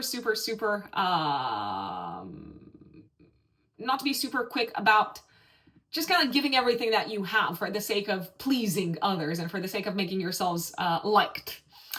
Jupiter goes direct in your house of career. Also on the 4th of February, you've got another good few months until June to take advantage of this transit, Virgos. Jupiter is very supportive of you, taking leaps of faith professionally, stepping up professionally, saying yes to promotions, saying yes to better paid opportunities, saying yes to opportunities that take you away from home, saying yes to opportunities professionally that maybe involve learning about a new industry, learning about a new sector. Jupiter is the great benefic. It always delivers. Even if it doesn't necessarily love to be in Gemini, sometimes it brings like multiple options and it could feel hard to like choose. I'm just going to be that person, Virgos, and obviously you have free will, you can do whatever you please, but I'm going to be that person that says whatever you choose, do choose, because Jupiter only transits this part of your chart once every 12 years. So it's going to be another 12 years until Jupiter returns to your career sector. Jupiter is also very supportive of your status and reputation growing and expanding and increasing if you go out into the world and talk to people, if you communicate, if you reach out to others, if you network, if you share what you know with the world, if you share your knowledge, if you share your skills with the world, if you speak, if you present, if you write, if you communicate. So yeah, I felt like really letting you know about this transit once more, because it is very, very significant. And with Jupiter going direct, full speed ahead. Go, go, go, go, go. 9th of February, the Sun conjuncts Mercury in your 6th house. Clarity and probably like really good analytical, objective, impartial solutions coming up for you when it comes to a matter connected with work around this time, maybe also a day before and day after. So you might have an idea as to how to fix a problem at work, as to how to solve an issue at work. There could also be good news connected with your work in general, making their way towards you around this time. There could also be an opportunity to maybe sign an important contract, hold a speech, a presentation, 9th of February, day before and day after. It is a great day maybe to schedule in an interview, but I realize this is on a weekend. So if you maybe need to, I don't know, like send an email to the recruiter, I know maybe it's frowned upon to send emails on a weekend, but I would send it regardless. And this can also be a moment of clarity, 9th of February, day before and day after, as to what you need to do, or let's put it this way, what you need to release, what you need to do, and how you need to think, and how you need to use your mind better so that you can achieve maximum health, wellness, and well-being. Also 9th of February, active day before and day after, Mars trines Saturn. It feels like finally maybe a partnership is moving forward. It could be an important business partnership. It could be an important partnership for you from a health-related perspective. So maybe you've been constantly kind of like postponing starting your work with like a physical therapist, let's say. And around the 9th of February, you're like, okay, I'm going to reach out to this person. I'm going to schedule my first session. I'm going to go ahead and do it. Or I'm going to schedule my first session with a nutritionist, for example. If you've been having issues in your relationship with a partner, a friend, a colleague, a coworker, around the 9th of February, maybe also day before and day after, it feels like you can take action to overcome those issues, especially if they've been lingering for some time. It feels like there's clarity as to what needs to be done so that the future looks brighter, so that the future is no longer plagued by this difficult, maybe, I don't know, like energy or topic even. This could also be a good time to reach out to someone from the past, maybe a friend or maybe an organization, 9th of February, day before and day after, because they can help you with something really tangible, really concrete, or you could help them. It could be like a kind of like you scratch my back, I scratch yours type of arrangement, let's say. 12th of February, probably the most disruptive astrological event of the month. Now, February is not a bad month. I actually really like February, but the full moon on the 12th of February is challenging because there is this sort of like sudden, unexpected, out of the blue energy to it. Why?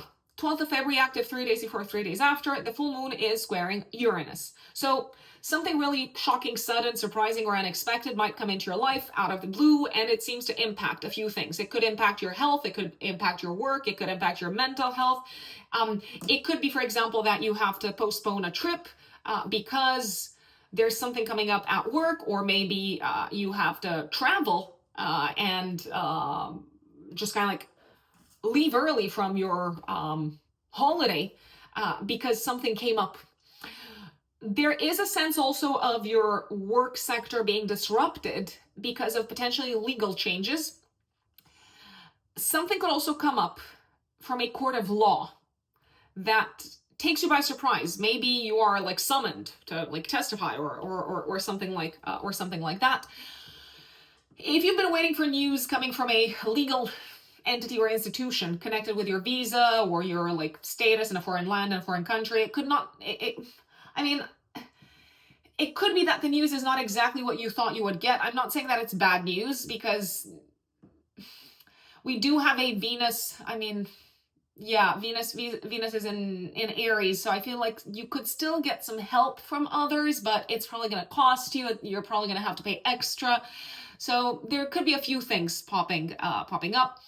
A disruption also of your rest is very, very possible, and also a disruption of your day-to-day work as you know it. So maybe some people are being made redundant. Some people might leave their job. Maybe people from your team.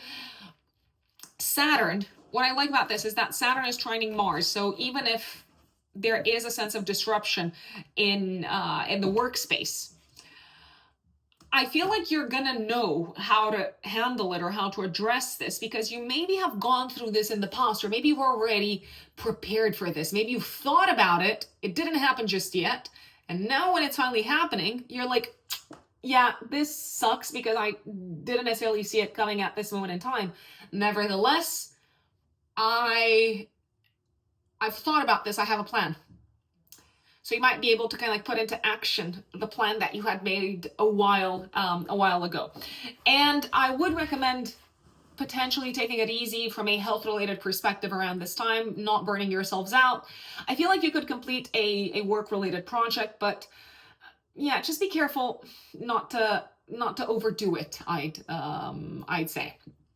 14th of February, Mercury goes into Pisces in your 7th house of partnerships and relationships. And then on the 18th, the Sun goes into Pisces as well. So approximately for the next month, a lot of energy and pretty much the spotlight is going to be placed on your relationships, your partnerships, your collaborations with others, and also on who is opposing you, who is kind of who is challenging you. The good news is that you might be able to kind of like put yourselves, Virgos,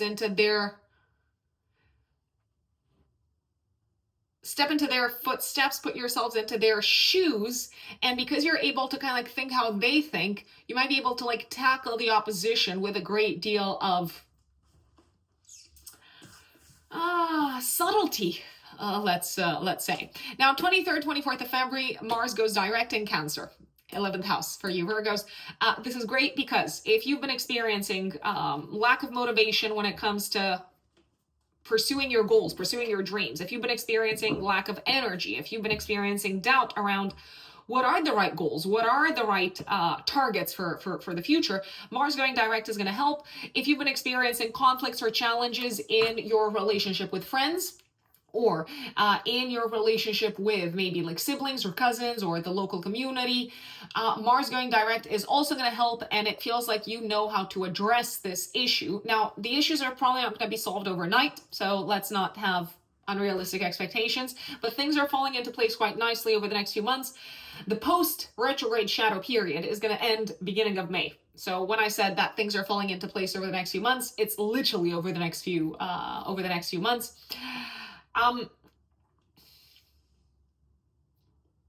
25th of February, Mercury conjunct Saturn in the 7th house. You might be a little bit pessimistic about a relationship, or a partner might come to you. It could be a business partner, or it could be someone that you work with, a business collaborator.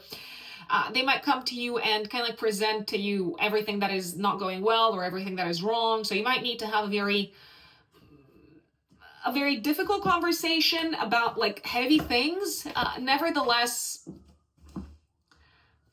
we have a saying in Romania, the devil is not as dark as it seems. So there is a possibility that this other person who comes to you with these issues and who comes to you with this sort of like down, kind of like energy, there is a possibility that they might be a tiny bit overly pessimistic and focusing too much on the bad stuff, the heavy stuff, the difficult stuff.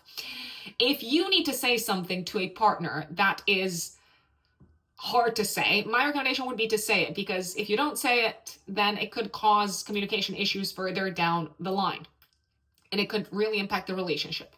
And 20th of February, new one in your house of relationships and partnerships, squaring Jupiter. Okay, so this could be the beginning of a fresh business collaboration, of a fresh professional collaboration. This could also be the beginning of a new relationship in general in your lives, Virgos, especially in the life of those who are single. It could be the beginning of a new partnership. You might meet someone, or you might finally officialize a relationship. If you've been dating someone for a long time, you could be like, I've been dating this person. It's been 6 months. We are official. So you could be presenting the partner to the world. You might also start working with someone who is here to teach you, to guide you, to mentor you in a one-to-one setup when it comes to your professional direction. So like a mentor kind of figure is someone that comes to mind. There's also a possibility for those of you who are in a relationship that your partner could experience some sort of a fresh start of their own, especially when it comes to maybe something that has to do with their family, with their parents in particular. I like that Jupiter is sextiling Venus. So I like that there's a sense of like positivity and optimism, and there's people around you who you can talk to, even your partner. Maybe they're a little bit in the, if you are in a relationship, they're a little bit in this sort of like incipient stage of things where they don't necessarily have 100% clarity as to what the future holds for them, but they are in an upbeat state of mind. They feel like they can talk to you. They also feel like they have strong support, and they probably do have very, very strong support. I'm liking this new moon, even though the new one being squared to Jupiter is telling me that you probably don't have all the concrete dates, stats, and facts as to how something's going to work out, especially a business partnership, a professional collaboration.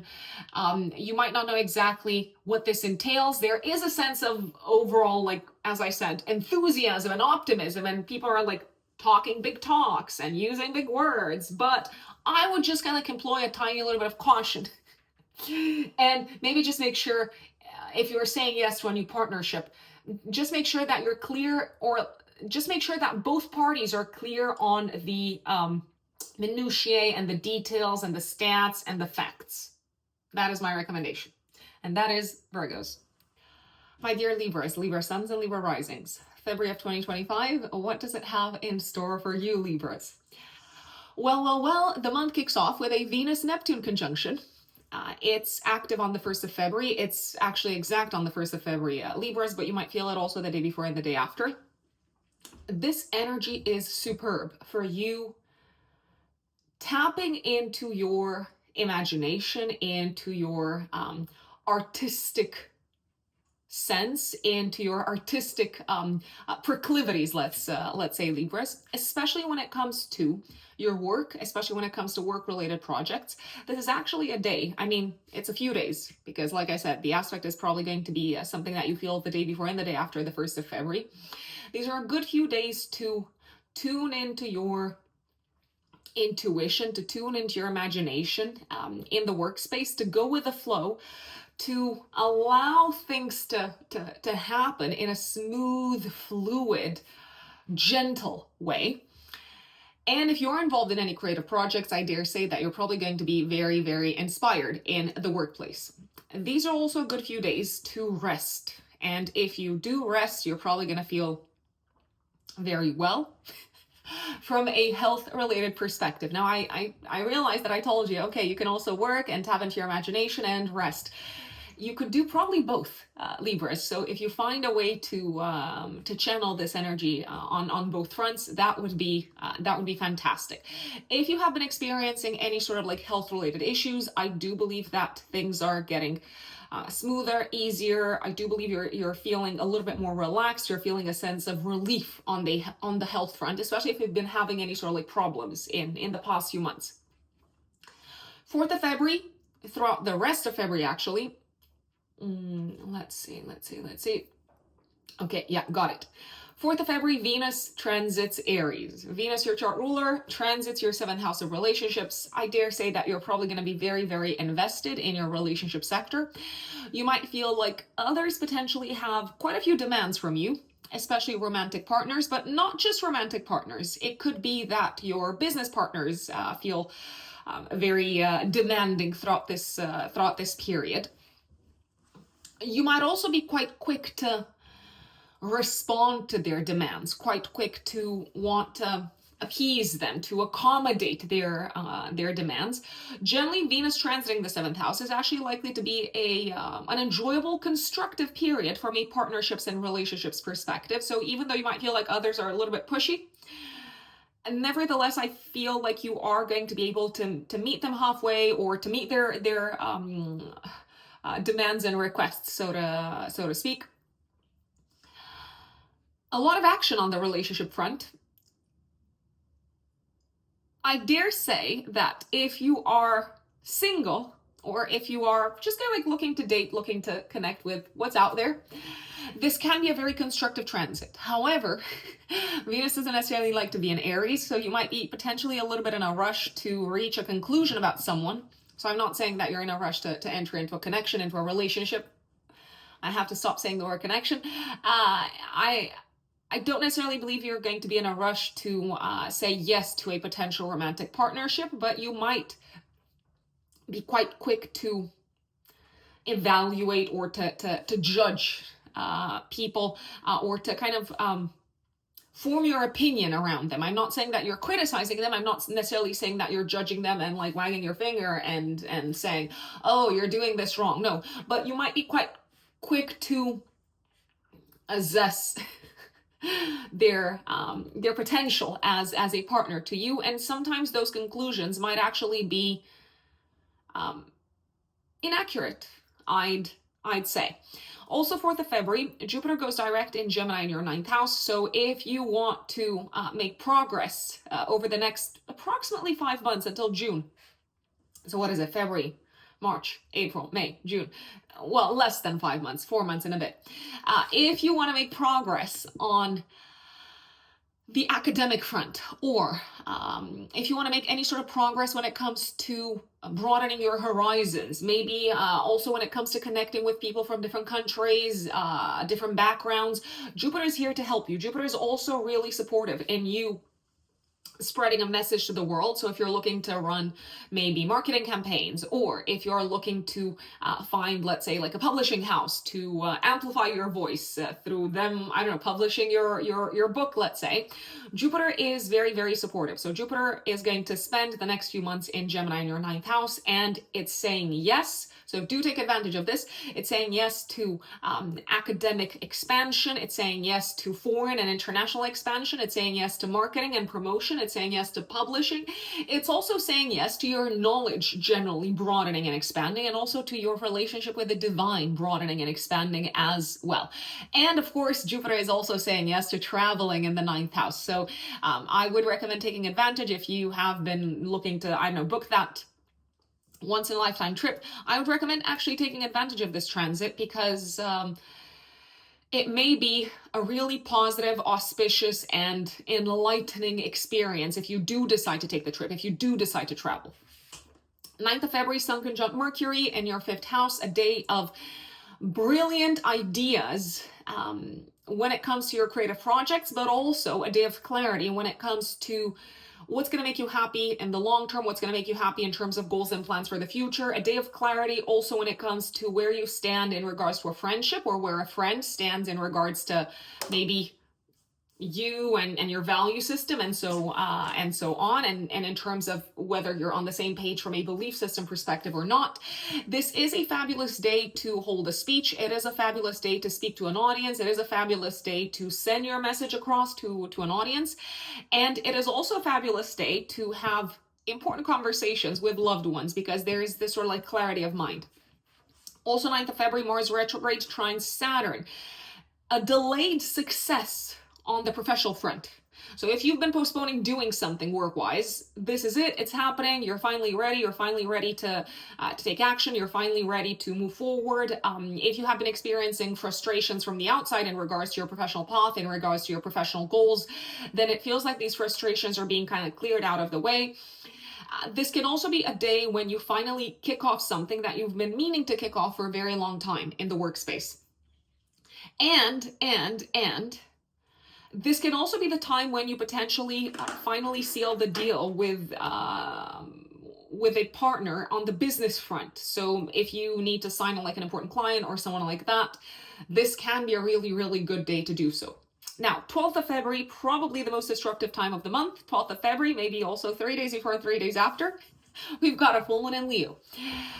Now, disruptive doesn't necessarily mean bad. So I do want to clarify that. I do want to, because sometimes people are saying, Rux, you're talking about all of these like challenging things and you're smiling, or I'm like, of course, obviously everything is about perspective, but disruptive isn't necessarily a bad thing. Sometimes disruptive shakes us up and puts us back on track, or puts us on the path that we are actually meant to be on.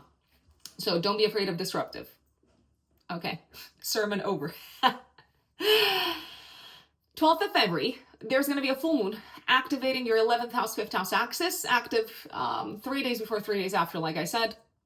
It's squaring Uranus. So this full moon puts the spotlight on friendships, goals and plans for the future, and your involvement with organizations, your involvement with communities, with groups of people. I feel like this could be a time when a friendship or your involvement with an organization, this could be a time when it falls apart, when there's a sense of disconnect, where there's a sense of breaking away from, like I said, either a friendship, or maybe you decide to give up on your membership within a specific community. You might decide to do things differently. You might realize, okay, we're not on the same page. We don't believe in the same things. We don't have the same values. Alas, it's better if we go down our separate ways. There's also a possibility that friends might have some really unexpected news for you. Again, unexpected doesn't necessarily mean bad. Maybe there's a friend that tells you that they're going to move, I don't know, for work purposes across the country, and you might feel a little bit of a bittersweet kind of emotion or energy, because you're probably going to see them less, but you might be really happy for them. There's also a possibility that potentially an expense might come up, or you might also need to take into account your partner's financial situation. If you do have a partner, business-wise or in your personal life, you might need to take into account your partner's financial situation when it comes to the goals and plans for the future that you've set your eyes on. Essentially, things are being shaken up when it comes to finances for your partner. So things are not the same as they used to be. So you might need to revisit your goals and plans for the future. Children can also potentially surprise you with something that they come up to you with. Maybe they say, you know what, I don't want to go to play football anymore. I'm done with these people. Or they might experience a rupture. So if you have kids, they might experience a rupture in their own friendship sector. It feels like there's a little bit of a shakeup. There is a possibility that plans could change at the very last minute. Again, surprisingly, unexpectedly, I mean, Uranus is involved. Plans could change at the very last minute in regards to a fun activity that you had in your calendar, planned to engage in together with a friend or with a group of people that you are a part of. So again, just keep an open mind and keep your diary, keep your schedule quite flexible. 14th of February, Mercury goes into your house of day-to-day work and health, and then on the 18th, the Sun goes into this part of your chart. So for the next month or so, the focus is probably going to be very, very strongly placed on your work sector and your health sector. That's what's going to be illuminated for the next month, Libras. So you're basically gonna have a very busy period, pretty much middle of February until the middle of March. 23rd, 24th of February, depending on where in the world you are based, Mars goes direct.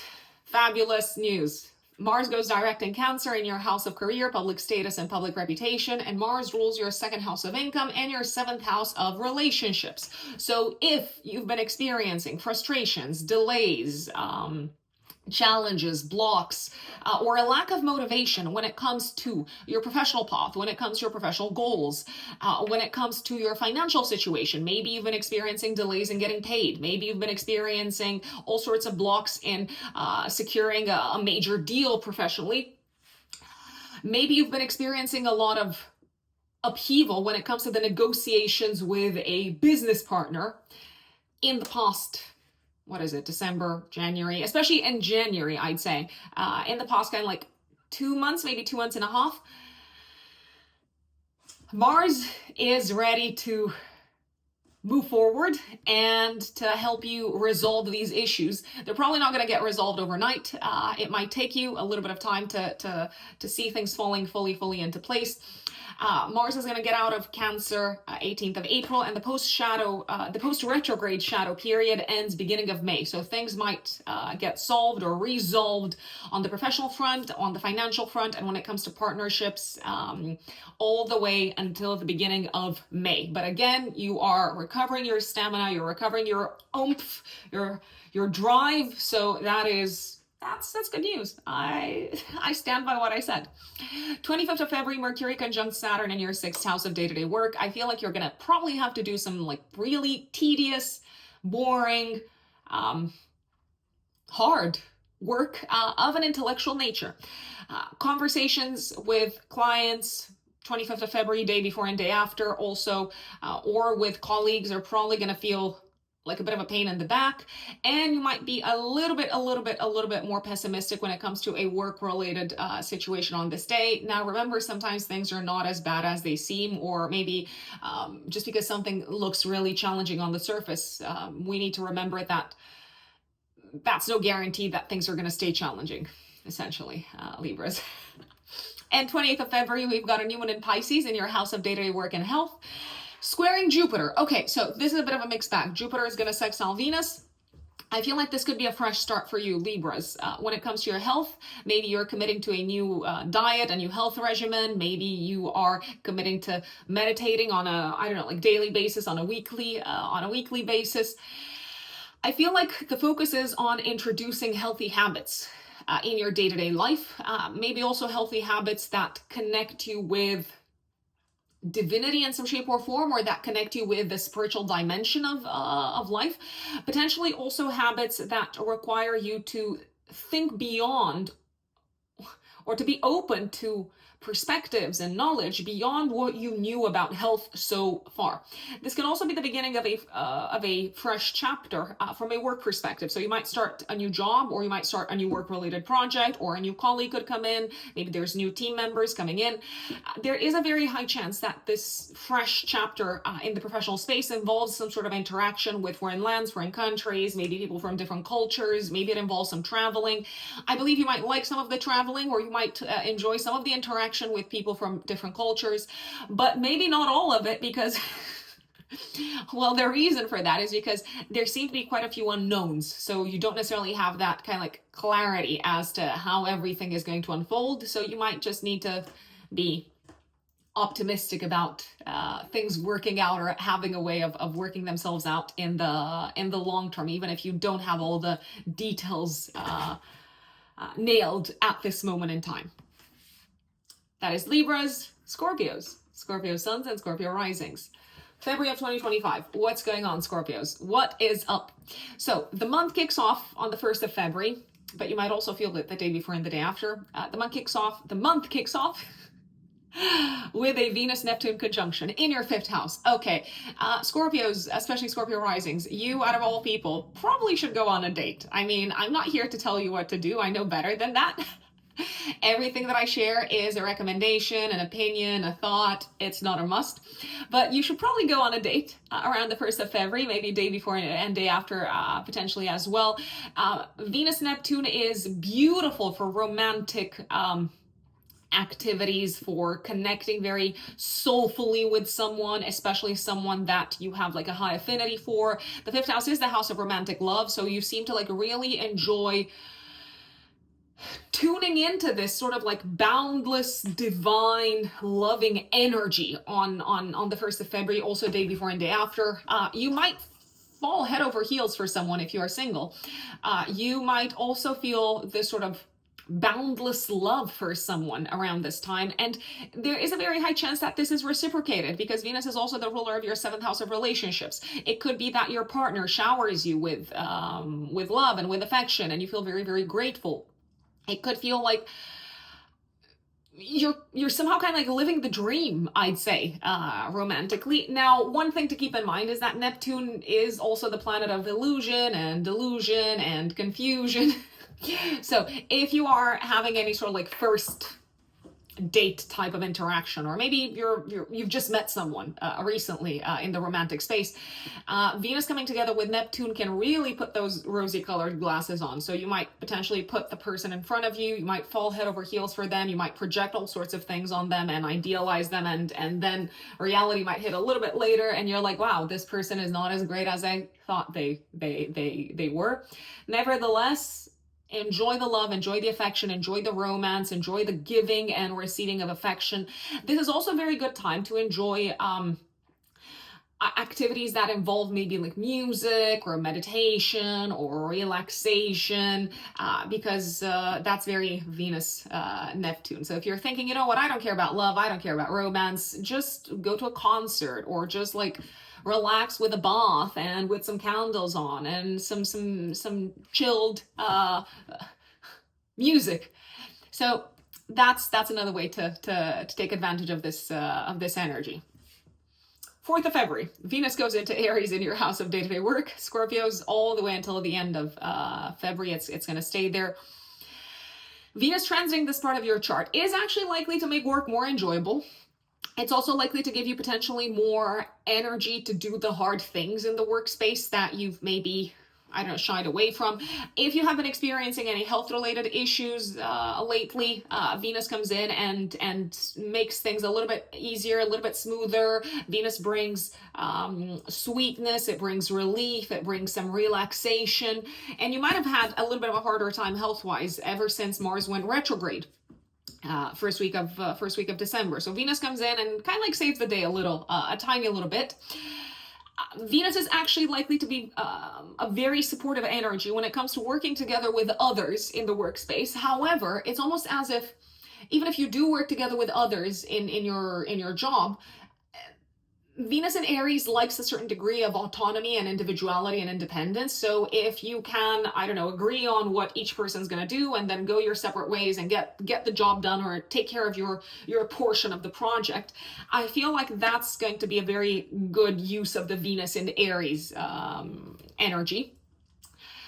Venus transiting this part of your chart is also likely to make very enjoyable any sort of physical activities and activities that consume energy connected with your health. So if you've been meaning to go back to the gym, if you've stopped, I don't know, like exercising or working out or like playing tennis or hiking or anything like that, Venus coming into your 6th house is saying, okay, I am here to help. Let's make this a little bit more enjoyable. Let's make this happen. If you need some sort of health-related support, fitness, health, wellness, and well-being related support, Venus is also the ruler of your 7th house, and you might attract from the 4th of February until the end of February a very kind of like good nutritionist or personal trainer. So do not hesitate to reach out to people to help you achieve your health goals. Also, 4th of February, Jupiter goes direct in Gemini in your 8th house. If you've been experiencing any sort of like delays or frustration, potentially connected with not knowing or potentially connected with yeah, not knowing where maybe your investments are headed, or not knowing where your partner's resources are at. Let's say you're in a relationship and your partner has applied for a promotion, but you don't know yet if they're going to get it, if they're not going to get it. So Jupiter going direct is probably going to start bringing in the good news, the auspicious news, the auspicious circumstances to take advantage of in this direction. I feel like you have some more growth to do, Scorpios, until the beginning of June, when it comes to better understanding what you're afraid of, and when it comes to better understanding potentially also other people's values, what is important to them, other people's psychology, and maybe this doesn't immediately seem, I don't know, useful or relevant. It is actually likely to be very, very useful knowledge and wisdom and information when it comes to how you make your money, when it comes to how well you're paid, and when it comes to how well you can put your talents and your energy to use in the service of others in the long term. 9th of February, the Sun conjuncts Mercury in Aquarius in your 4th house. This can be a moment of a day in particular of clarity. When it comes to the future of your home life and your family life, this can also be a very good day to have a significant conversation with a family member, especially a parent. It can be a very, very good day to maybe sign a contract, to sign anything of a legal nature connected with home property and connected with your living situation. I feel like you see things very well, very clearly, very objectively when it comes to your private life and when it comes to what's important to you in this sector. If you've been looking to buy or to sell a house, a property, or anything like that, land maybe, the 9th of February, maybe also the day before and the day after, these are some really good days, some really supportive days. Also on the 9th of February, but you might feel this the day before and the day after, Mars trines Saturn. So if you've been experiencing delays or frustrations connected with a legal matter, maybe also connected with a matter that has to do with your work, especially if you're working in an international environment, if you're working in an environment that requires you to travel or to connect with people from different countries. So Mars trining Saturn is saying, okay, we're gonna help you solve this problem finally. Maybe it's a little bit later than you thought it would get solved if you've been experiencing delays in terms of your long-term goals. Mars trining Saturn is kind of like helping things fall into place, even though it is potentially a bit later than you would have ideally wanted things to manifest timing wise. It might also feel like your child, if you have children, has some sort of delayed victory, delayed success. Maybe something that they've been pushing really hard for, but it didn't happen when they wanted it to happen. Something they've been pushing really hard for is finally manifesting. It's finally, it's paying off. I mean, I feel like they are being rewarded for their efforts, even though this is, again, I repeat, later. Don't give up. If your child maybe needed to take an exam or needed to apply to university a second time or something like that, I think you're going to realize it was a really, really good thing that they didn't give up the first time, maybe when they, I don't know, like failed, because now that sort of like persistence is yielding very, very good results, I'd say. This could finally also be the time when you move forward with a legal issue connected with home life, family life, property, living situation. And if you have been experiencing frustration connected with a legal matter that has to do with your work, again, things are falling into place. Now, if you have been delaying applying for a visa in any shape or form, and maybe you thought, okay, now's not the time. The 9th of February seems to be the time, so I would recommend taking advantage of this moment astrologically, maybe also the day before and the day after, as I said.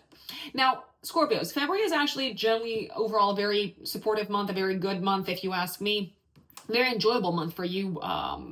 I dare say, especially since there's a lot of activation, in particular in the second half of the month. There's a lot of activation of your fifth house of enjoyment, of creative self-expression, of fun. So 14th of February, Mercury goes into your fifth house. 18th of February, the Sun goes into your fifth house. So for the next month or so, there's a great deal of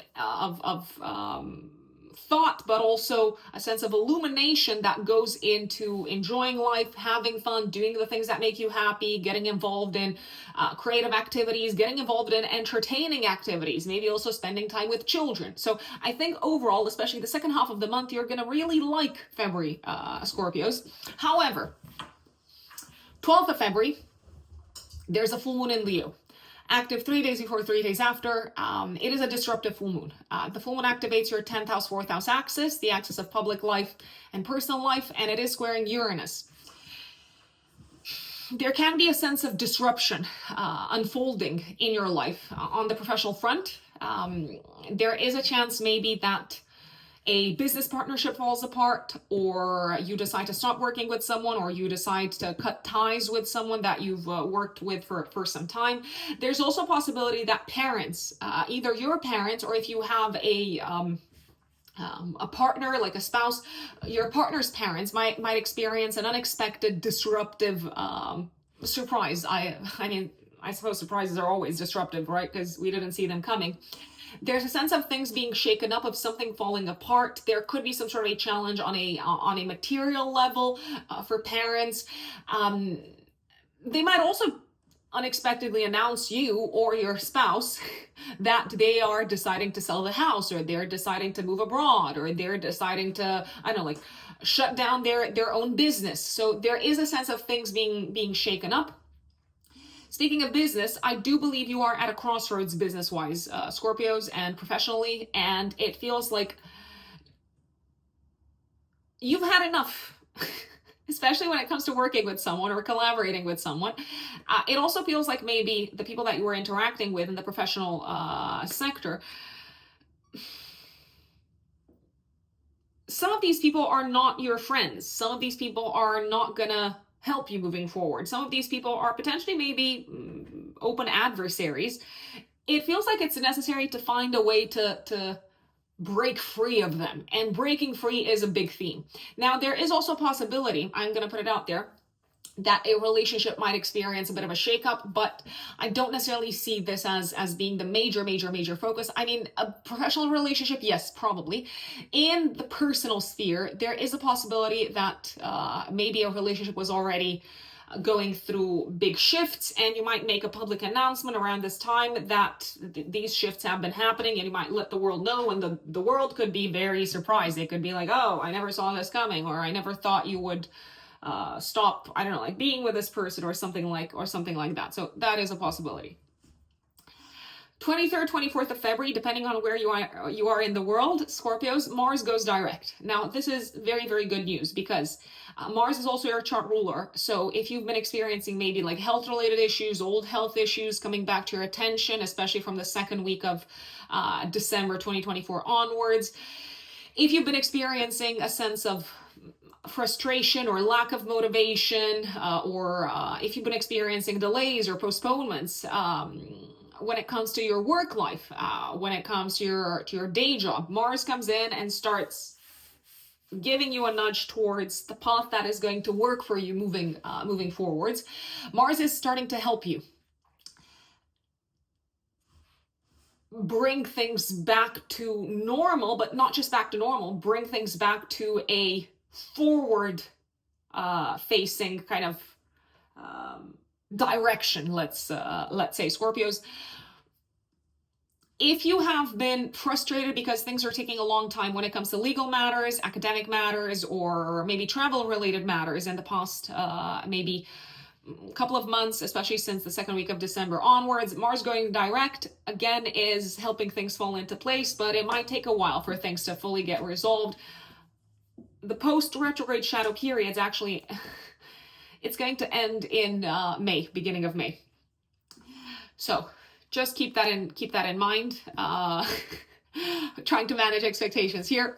25th of February, Mercury conjunct Saturn in your 5th house. It feels like you need to have a very important but potentially difficult conversation with a child or with a parent or with a family member in general. You might also need to talk money with your partner, especially money connected with children. I mean, expenses potentially connected with children, and maybe also expenses connected with fun, enjoyable, entertaining activities. I feel like the mood here, the mental mood, is a little bit more on the pessimistic side, because you might feel the need to kind of like restrain or restrict expenses to an extent. And 20th of February, a new moon in your 5th house, active 3 days before, 3 days after, a new moon in Pisces. This is a really, I mean, it can feel like a really optimistic full moon. I am gonna say it, but it feels like there's more growth and expansion that needs to happen for things to fully fall into place, and that sort of growth and expansion is probably going to come with transformation, aka a tiny bit of crisis. So the crisis is not fully over. So what's going on here? Especially for those of you who have kids, it feels like your child is entering a new chapter of their life. Maybe it's a chapter that comes into their life with a great deal of enthusiasm. Maybe it's a chapter that they've worked really hard for. Maybe they've encountered all sorts of like challenges along the way, and maybe they don't yet have the full picture as to how their life is going to look like in this new chapter. But alas, they are prepared to grow, they're prepared to learn, they're prepared to change their life. I mean, you might be a little bit maybe scared for them, because this chapter seems to come in with a lot of changes. Maybe they need to, I don't know, like move to a different country for academic purposes. But I do believe that your child is probably going to have a lot of support from people on the ground who know what they're doing, and potentially also from really good advisors. Now, those of you, trying to say so many things, those of you who don't have kids, this new moon can actually bring news of pregnancy, just as an FYI. So just putting it out there. I mean, if the pregnancy is potentially not necessarily something that you had planned for, it might make sense why this could feel a little bit disruptive, and as if it involves a great deal of growth and transformation. It could also be a new moon, Scorpios, that brings in some sort of a new passion, a new hobby, or a new commitment to your passions and hobbies.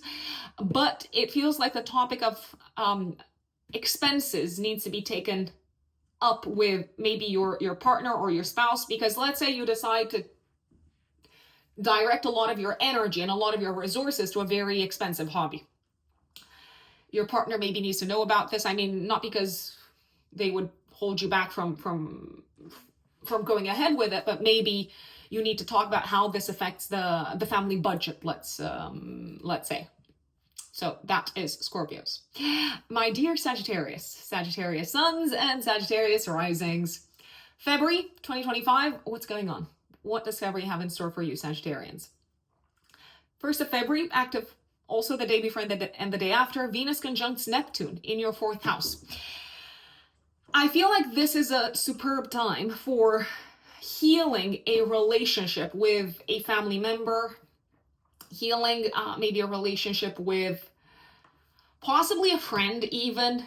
It feels like there's a great deal of love and acceptance of each other, be it you kind of like expressing your love and your affection, your acceptance, and maybe even your forgiveness towards a parent, be it the other way around. If you decide to tap into this energy in order to help you reconnect or bring back into your life, or bring or kind of like make up with a friend, let's say, if you've been having like trouble with a friendship, it maybe wouldn't hurt to invite this person into your house, to host them, to feed them, to play the host in some shape or form, my dear Sagittarians. This is generally a very good time, 1st of February, day before and day after, also to relax at home, to connect with family members, to share the love, to share the gratitude that you have for each other, for being in each other's lives, to do the things that make all of you happy. I feel like people are in a very kind of like chilled, calm, like peaceful mood. I'm liking it. And it's also a very good time to maybe allow inspiration to come in when it comes to maybe redecorating the home, I'd say, and kind of like changing things from an aesthetic perspective around the house. So you could have this sort of like vision, and you're like, oh, this is how I want to paint the walls. Listen to that vision. It's probably a really good one, a strong one. 4th of February until the end of the month, Venus is going to be transiting Aries in your 5th house, my dear Sagittarians. I dare say this is probably going to be a very, very, very fun time. Venus is a planet of pleasure, of enjoyment, of relaxation, of our little luxuries. It's a planet of relationships. And the 5th house is the house of fun and entertainment. So you can see why there's overlap here, right? So have fun, especially fun with loved ones, kids, friends throughout this period. If the fun involves some sort of like physical activity, so if you decide to, I don't know, go for a run together with your friends, or if you decide to sign up for a marathon together with your romantic partner, this is a fantastic use of the energy. In any case, Venus also attracts towards you opportunities to enjoy life, opportunities to have fun, opportunities to do exciting and quite dynamic things together with others that are right up your street, entertainment wise. Venus is also the ruler of your 6th house, so you might actually have a lot of creative ideas that you can use into your work, my lovely Sagittarians, throughout this period. And you're like, go, go, go, go, go.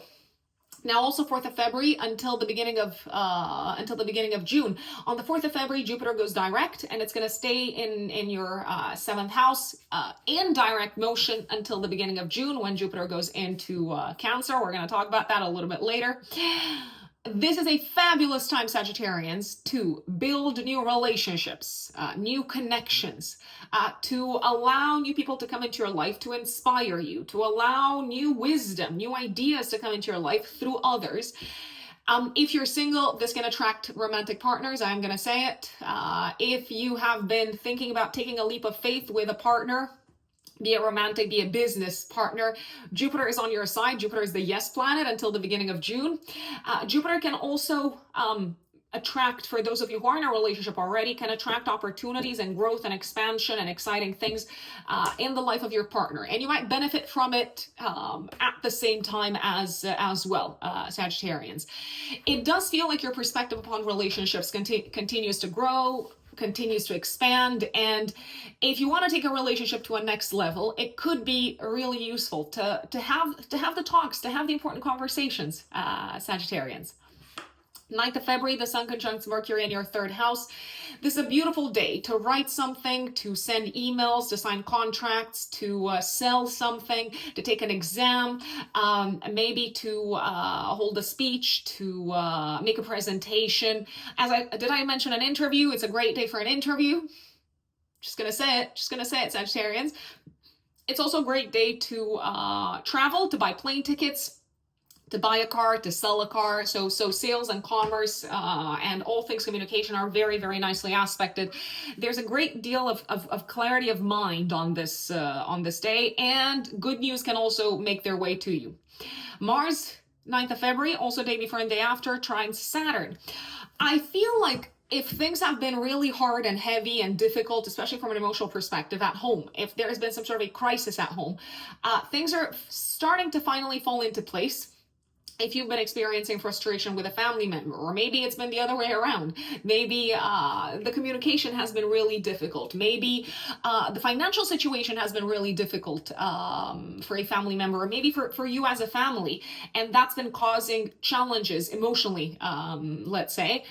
Mars trining Saturn feels like a win, because you haven't given up when these issues arose in your life as a family. It feels like you're finally making progress, I'd say. If you've been pushing really hard to, for example, get a mortgage, secure a mortgage, or if you've been working really hard, but maybe it felt very difficult to achieve things, when it comes to paying off your debts, paying off taxes, paying off loans, Mars trining Saturn is here to bring you a win after a lot of hard work. So I recommend keeping on pushing, keeping on. So do the hard things, even if they take longer than you thought they would take, because it's not all in vain. You're going to get there. You're going to reach your target. And 9th of February, also day before and day after, is a time when you might actually see that. This can also be a period when you are very strongly supported to clear things out of the house, to get rid of things, and to do some sort of like heavy lifting, maybe physical heavy lifting around the house. 12th of February, active 3 days before, 3 days after, we've got a full moon in Leo, squaring Uranus. Okay, so a few things could happen here. I feel like travel plans might change, Sagittarians. If you do have travel plans, if you do have plane tickets booked or something like that, they could change because of a last minute development. Maybe it's got something to do with your work. Speaking of work, work is quite disruptive at this time, and it could challenge you in a variety of ways. It could challenge you maybe when it comes to your pre-booked holiday. It could challenge you when it comes to maybe communication with someone, communication with a colleague or with a client or with a stakeholder from abroad could be really disruptive. I sense a surprise, maybe a little bit of a shock when it comes to the interaction with someone. It feels like you can no longer work with this person in this way. There's also a possibility that there could be legal changes that you become aware of at this point in time that really affect the way that you do business. So you might need to change the way that you do business. You might need to change the way that you go about your work.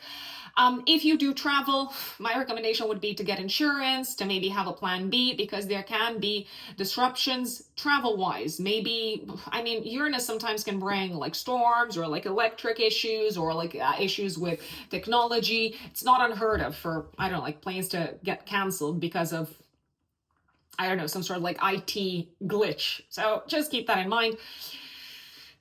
If you are married and you have in-laws, there is a chance that an in-law might have potentially a little bit of a health scare around this time. It's a health scare. They might need to change their habits altogether after this, but that is a possibility. 14th of February, Mercury goes into Pisces in your house of home, and 19th of February, the Sun goes into Pisces in your 4th house of home. So for the next month or so, the spotlight is going to be placed very much on your home life, family life, living situation, potentially also relationship with family members. It feels like a great deal of like thought and energy is going into the home somehow. 23rd, 24th of February, this is probably one of my favorite transits of the month. Mars going direct. Woohoo! So Mars goes direct in Cancer. If you have been experiencing lingering conflicts, lingering frustrations in regards to financial matters, especially in regards to debts, taxes, loans, maybe in regards to your partner's finances, maybe, I don't know, your partner has been looking for a job for a really long time. You can see that I'm trying to say a lot of things here. I feel like there's so much to say about this transit. Maybe your partner has been looking for a job for a really long time, Sagittarians, and it's been causing you a great deal of angst that they can't find, that they can't seem to find the right job, that they can't seem to get their financial situation back on track. Well, Mars going direct is likely to help. Now, it's probably not going to help immediately. I mean, it could, but Mars stays in this part of the chart all the way until the 18th of April. So things might fall into place until then. And the post-retrograde shadow period ends beginning of May. So if you've been experiencing conflicts, delays, or frustrations, maybe when it comes to getting your mortgage approved or when it comes to a financial matter, things could get fully resolved either like mid-April or beginning of May. I'm going to say this, if a child has been experiencing maybe issues, potentially emotionally for a long time, Mars going direct is going to help. I'm especially referring to those of you who have kids. If you don't have kids, you can ignore this part. But if you do have kids, Mars going direct is probably going to help with your child's emotional state and mental health, and might give them that sort of like drive to overcome whatever it is that they've been struggling with. I dare say. I feel like you might have been dealing, especially since Mars went retrograde. And in particular, so that happened second week of December, but in particular in January until the last week of February, Sagittarians, you might have been dealing with old fears and maybe old conflicts at home. Mars going direct is going to support you in figuring out what your needs actually are, what you're actually going through, what you're feeling, how you maybe need to express your needs on the outside rather than hold them or bottle them in. And if something has been causing you frustration and anger, you may feel ready to share that rather than keeping it in, because of course keeping anger in is never a good thing. I mean, I'm not saying like have a breakdown or like start attacking people with words or anything like that, but the anger that turns inwards eats at you. So it's good to like let it out, be it through crying, through physical activity. So just a few ideas. 25th of February, Mercury conjunct Saturn in your 4th house. A challenging but not just difficult, also very constructive conversation is likely to happen in the home space, maybe about a long-term plan connected with home life, family life, living situation. You might also have something really mentally boring that you need to do in regards to the property that you live in. So maybe this is the day to pay your taxes, to pay your bills, potentially. You might also need to talk to your partner about quite a sticky issue connected with home life, family life, parents, or maybe even children. You might be a little bit on the pessimistic side, but I wouldn't fall into the trap of thinking that just because something feels very, I don't know, like hard on the surface, it can't be surmounted, it can't be overcome, because many times the mind is trying to help us survive and it's trying to prepare us for the worst, but the worst doesn't actually happen. 28th of February, new moon in Pisces in your 4th house, active 3 days before, 3 days after. New beginning, my dear Sagittarians, when it comes to your home life, family life, or living situation. Some of you could decide to move into a new place. Some of you could decide to put your house on the market. Some of you could find the perfect place to move in. This could also be a fresh start at home that involves your partner in some shape or form. And maybe that involves changing the dynamic with your partner. So let's say, I don't know, that you've been doing all the chores around the house.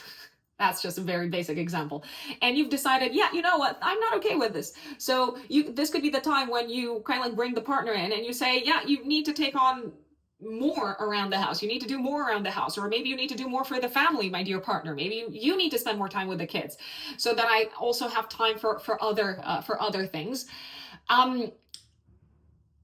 There is a possibility that you might be setting your eyes on some sort of new opportunity when it comes to home and living situation. This does seem to put a little bit of like pressure and maybe some high expectations on your partner, especially if you are in a relationship. I would be cautious when it comes to being overly optimistic as to what your partner can bring to the table, Sagittarians. Not because they are not trying their best, but I'm always a big believer in under-promising and under-delivering. You might expect your partner to overpromise, and you might actually potentially put a little bit of pressure on them to overpromise, and they might end up under-delivering. So as I said, I think it's always best to underpromise and overdeliver. This could also be the time for those of you who are at the beginning of a new relationship, or maybe you've just been dating for a little while. You could decide, yeah, okay, I'm gonna meet my partner's parents. I'm ready to do so, or maybe I'm ready to introduce my partner to my parents, or maybe I'm ready to move in with my partner, or to like buy a house with my partner. I mean, you probably wouldn't do that immediately after a few months, but hey. Remember that astrology is symbolic, so I am offering you scenarios as to how the symbolism can play out, but essentially this can feel like a fresh start in regards to home and living situation that involves some sort of growth and expansion in relation to the partner. And this could also be the time when you maybe start working on the home. If you've decided, you know what, we're going to do renovations, you could start working on the home or developing the home together with someone else. You might bring, I don't know, like contractors in. You might be bringing someone to support you on this journey of transforming the home, maybe expanding the home, maybe building an extension around the house. And that is Sagittarius. My dear Capricorns, Capricorn suns and Capricorn risings. February of 2025, what does it have in store for you Capricorns? Well, the month kicks off with a Venus-Neptune conjunction on the 1st of February, but you might also feel it the day before and the day after. Venus coming together with Neptune Capricorns is happening in your third house. So these are a good few days for inspired conversations. These are also days that are probably going to feel really uplifting and really positive if you spend them having heart-to-heart interactions with the people that you love. If you potentially also carve out some time to genuinely listen to someone that is close to your heart, to genuinely kind of like open up and hold space for them and hear what they have to say, hear them out. Now, this could be a romantic partner. It could be your child if you have children. It could be a sibling. It could be a cousin. It could even be your mom. Any of these people are going to feel probably really lucky and grateful to have you in their lives, Capricorns. Now, Venus coming together with Neptune is also very supportive of activities that involve communicating through the use of imagination and through the use of maybe artistic means. So Venus, Neptune in the third house is fantastic for poetry. It is fantastic for music, for composing music. It is fantastic for maybe watercolor painting, let's say. So these are just a few ideas as to how you can tap into this energy. If you want to share your feelings with someone, the 1st of February is also a very, very good day, especially if you, well, if your feelings are those of love and appreciation and unconditional support. 4th of February, Venus goes into Aries in your 4th house. Capricorns, now Venus in Aries might actually enjoy really kind of like dynamic, energetic, or energy-fueled or driven activities around the house. So if you've been meaning to, I don't know, redecorate the house, or if you've been meaning to change things around the house, from the 4th of February until the end of the month, you've got the strong support of Venus in Aries.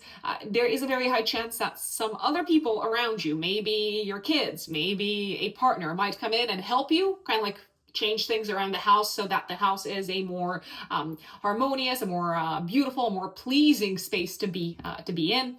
Generally, Venus transiting the 4th house is actually a good time to buy nice things, to maybe invest in beautiful, maybe luxurious things for the house. But this transit can also be very supportive. From the 4th of February until the end of the month, it can also be very, very supportive when it comes to you maybe working on the relationship with a family member.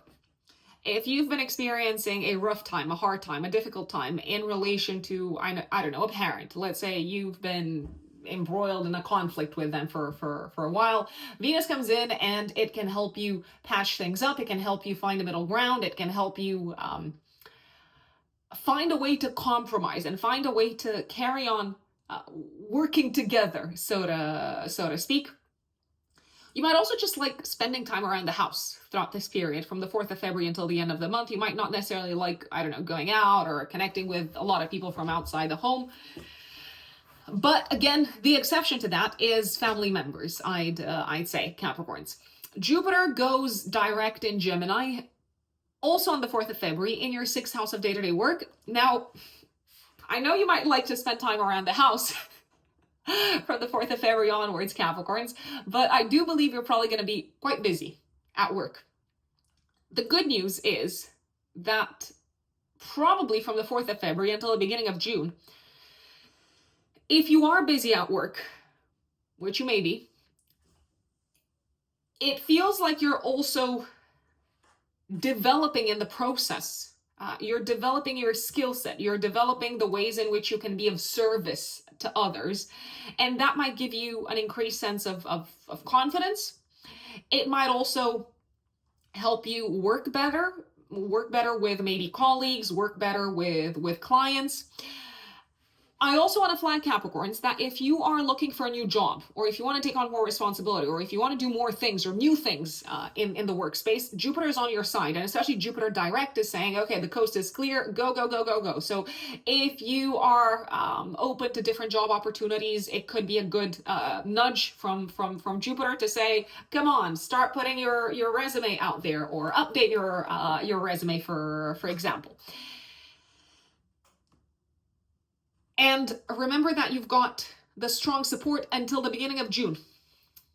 And Jupiter transits a sign once every 12 years. So do take advantage of the next 4.5 months, essentially, Capricorns. 9th of February, the Sun conjuncts Mercury in Aquarius in your second house. Good news connected with money, finances. This can be a great day to maybe ask for a raise, a great day to put your prices up if you work for yourselves, my lovely Capricorns. It can be a day of positive news also connected with loans, debts, taxes, or investments. Now, this is not financial advice. Please keep that in mind. You are completely responsible for how you spend your money.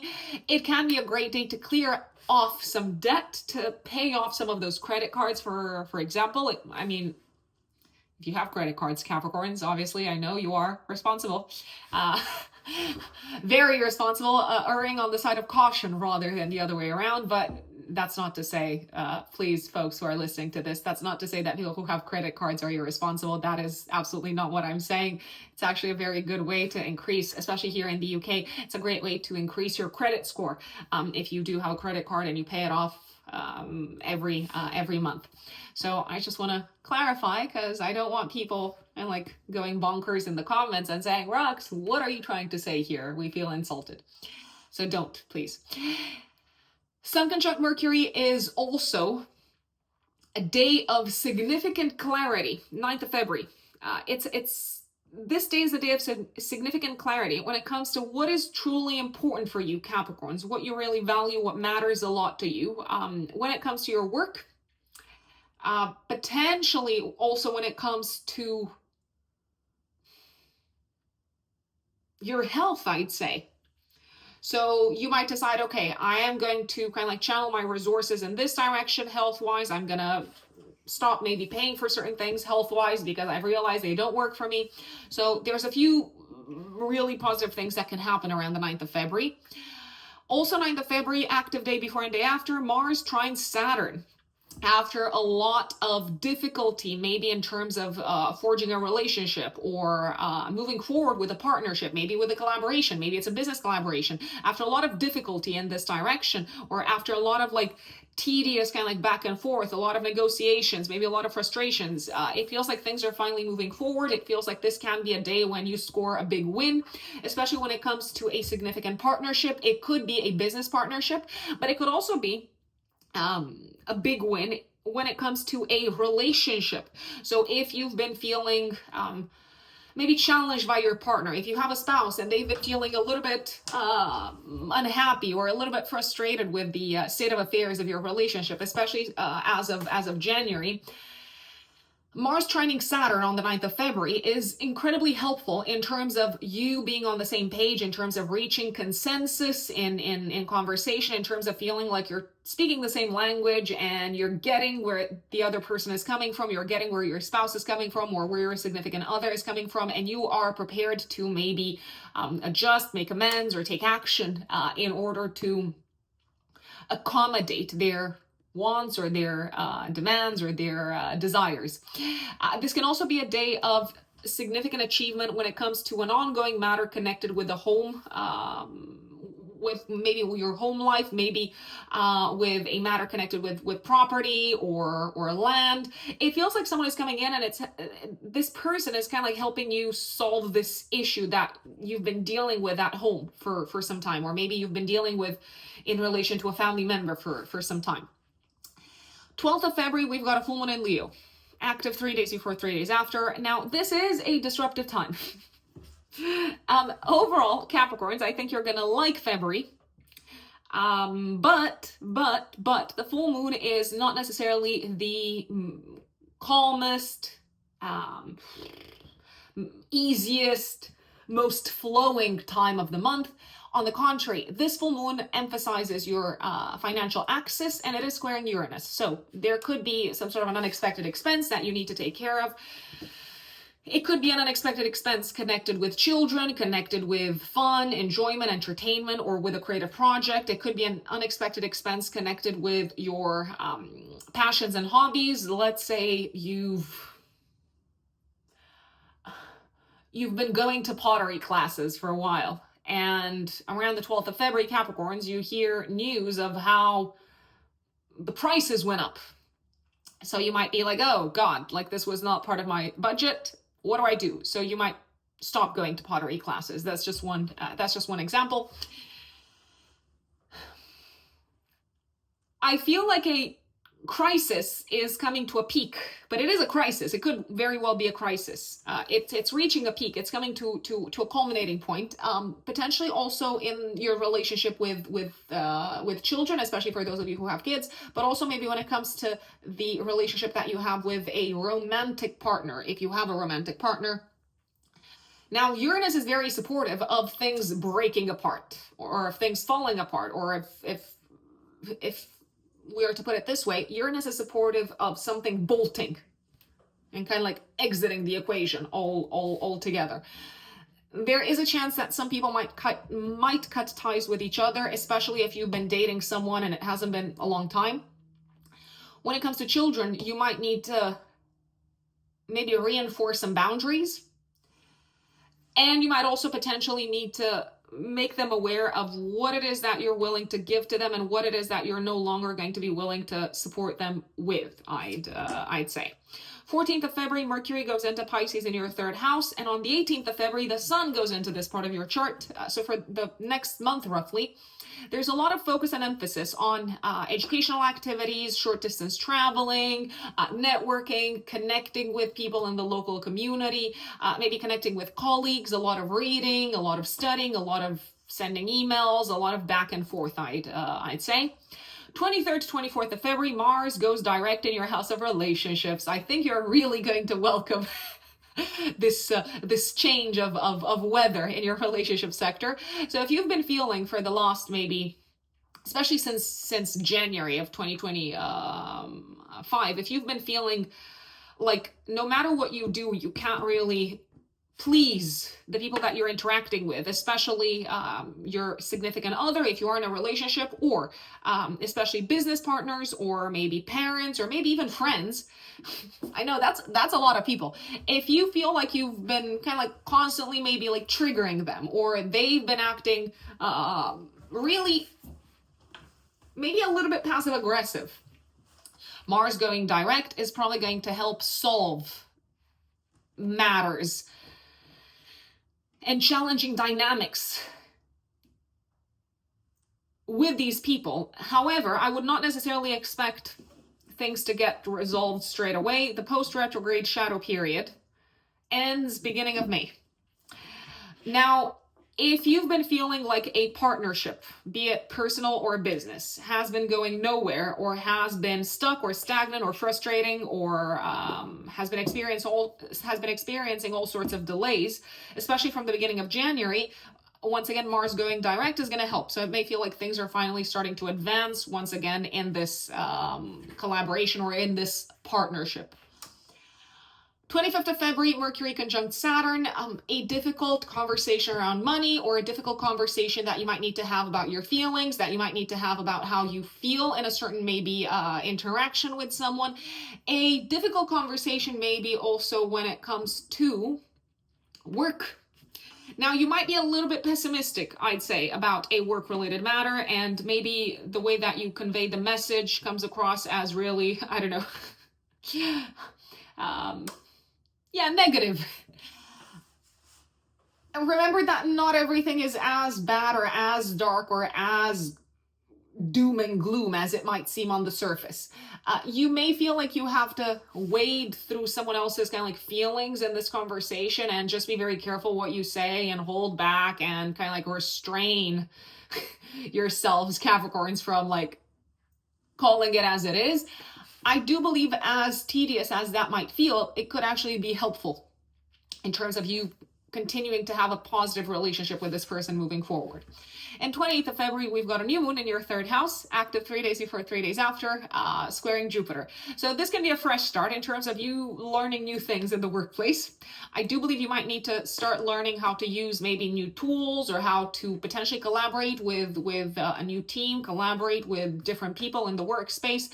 I feel like the focus here is on educating yourselves, but also potentially feeling a little bit thrown off the deep end when it comes to maybe how you do your job. So you might need to learn to do your job in a novel way. You could also start learning new things around this time that help you improve your health. So if you've been having any sort of like health related issues, or if you've just wanted to kind of like make progress when it comes to your health, physically or mentally, this new moon is very, very supportive. And remember that you don't have to do it all alone. You can call in help. You can call in support from others. You can call in support from the family. You can talk to people.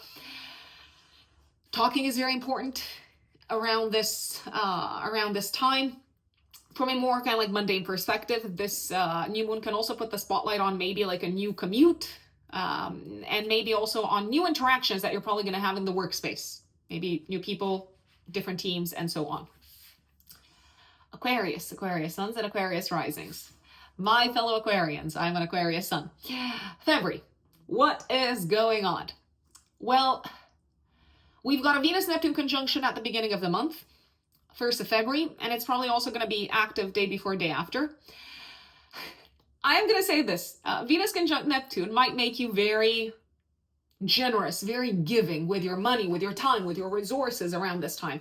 It feels like you could do a lot of good with what you have around the 1st of February, Aquarians. So if you feel like being generous to someone, if you feel like making donations, if you feel like maybe being generous with your time, maybe being generous with your emotional energy, let's say, my recommendation would actually be to do it, because you're probably going to feel really good about it. You're probably going to feel really valued and validated and really content in your heart. So it's not just all about external validation. It's about how you feel in your heart of hearts. And I think you're going to feel pretty awesome about this. You might also potentially make a purchase. You might feel inspired to make a purchase for the home or for a family member around this time. And it could be something that is very like beautiful. It could be something that is, I don't know, like Venusian. So maybe like a piece of art, or maybe something that feels like a thoughtful, maybe gift for a family member. 4th of February, Venus goes into Aries, and it's going to stay in Aries for the rest of the month. Over the rest of February, my dear Aquarians, Venus is probably going to make really, really enjoyable activities that involve communication, studying, networking, reaching out to people, short distance traveling. I'm thinking of road trips.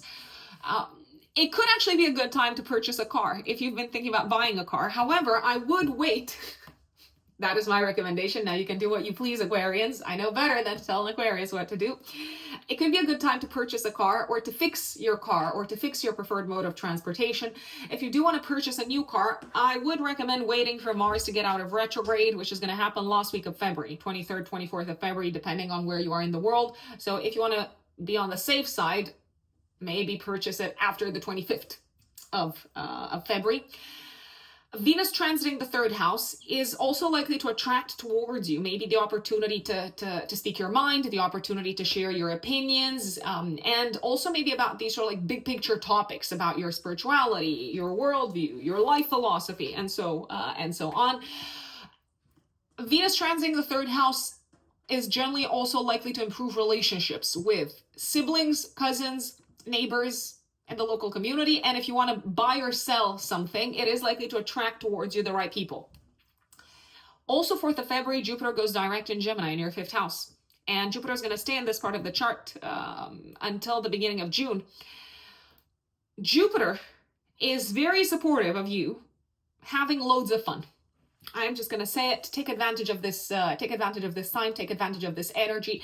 If you are having fun also with friends or with like-minded individuals, maybe your community, maybe the groups that you're a part of, maybe you want to do fun things with an organization that you're a part of. So there's different ways in which you can tap into this energy. Jupiter says yes, Jupiter is very supportive.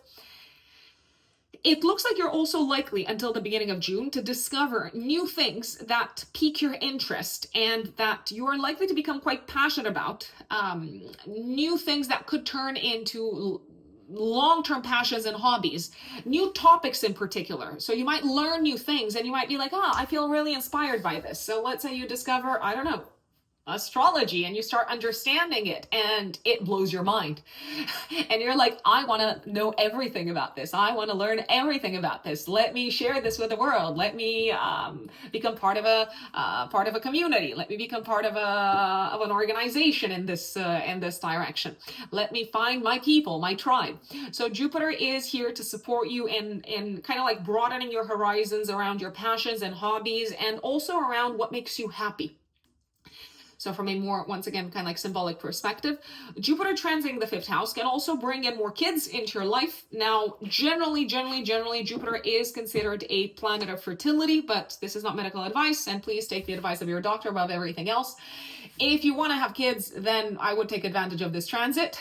Nevertheless, it can attract more children into your life, regardless of whether they are yours or not. So if you work with kids, maybe your I don't know, your circle grows, your circle expands in some shape or form. Let's say you're a teacher and maybe you are a I don't know, like a tennis coach, and more kids join your group sessions, your group classes. Jupiter is also very supportive of you using your voice in a creative way until the beginning of June. Now, I'm not saying that you can't do that at any other point, but you are experiencing an expansion of creativity, especially creativity that involves communication and words. So use it. Jupiter is also the ruler of your house of income, so you might actually even be able to monetize all of this.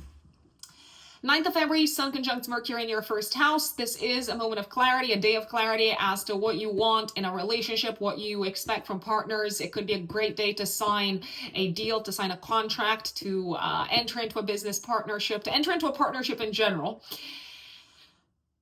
It could be, however, especially a good time to enter into a business partnership. To start working with someone, or to start working with someone who can help you achieve your health-related goals. Why do I say this? Because also on the 9th of February, but you might feel it the day before and the day after, Mars trines Saturn, Mars in your 6th house. So Mars transiting your 6th house might have potentially brought some issues, maybe old issues connected with your health back to your attention, maybe issues that you need to work on, or issues that you need to pay more attention to. And around the 9th of February, day before, day after, you might feel like, okay, I'm going to invest in this. I'm going to direct some of my money, some of my resources towards this. Let's make it happen. So you might start working with someone, or you might start reaching out to that, I don't know, like personal trainer or like health practitioner. From a business perspective, you might feel like you're achieving a goal that you fought really long and hard around the 9th of February. It could also be day before, day after. You're achieving a goal that required a humongous amount of energy for an extended period of time. And this might have actually caused a great deal of frustration emotionally, because maybe you felt like this is not yielding the results that you wanted it to yield, even though you put your heart into it, Aquarians, in the workspace. A win in the workspace, a delayed win in the workspace, a delayed win also potentially health-wise. You might be overcoming some sort of a health-related inflammation around this time. 12th of February, active 3 days before, 3 days after. We've got a full moon in Leo. This is probably the most disruptive time of the month, not just for you Aquarians, for everyone, but for you even more so than for others, because this full moon activates your 1st house, 7th house axis, the axis of you versus others, you in relationship to others.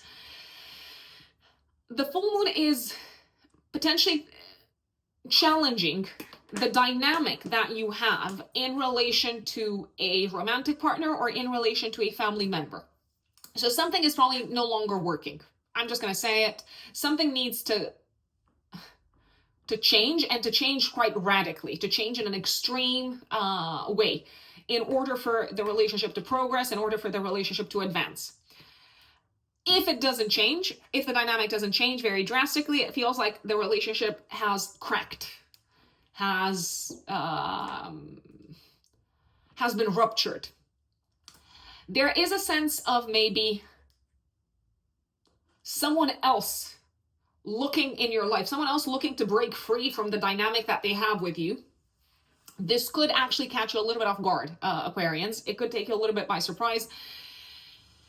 Are you going to know what to do in the situation? I feel like the answer is yes. I feel like if you tune into your needs and your value system and your intuition, you're probably going to know how to handle this. But could it be a surprise nevertheless? Yes, 100%.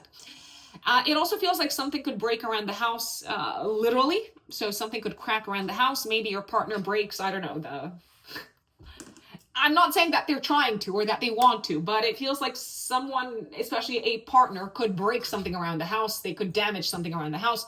Is it going to need to be replaced? Probably. I'm just going to say it. You might also have a kind of like challenging interaction with a partner, especially around matters connected with home life, family life, and living situation. And once again, it feels like things might need to change. If you're in a relationship, your partner's career might experience a dramatic shift. Again, not something that you had foreseen or that they had foreseen. This is also a full moon, so forget about relationships for a second. It's a full moon that can really put the spotlight on strong opposition that you have in your life. Strong opposition that you might need to do something about. Because if you don't do something about it, then they can... This adversary, this opponent, let's call them, it feels like they can really dramatically kind of like rattle your peace at home. So maybe you just need to confront them or like say something or trust your gut in terms of how to handle this, but it feels like something needs to get done. 14th of February, Mercury goes into Pisces in your house of income and self-worth, and 18th of February, the sun goes into this part of your chart. So for the next roughly month or so, Aquarians, your mind and your focus is probably going to be drawn significantly towards money, finances, budgeting, expenses, what is important to you. And you might also take stock of how your values or what is important to you is being met in the interactions and the partnerships and the relationships that you have with others, not just romantically, but also in business relationships. 23rd, 24th of February, Mars goes direct in Cancer. Woohoo! This is great news. This is a good time. This is a great time.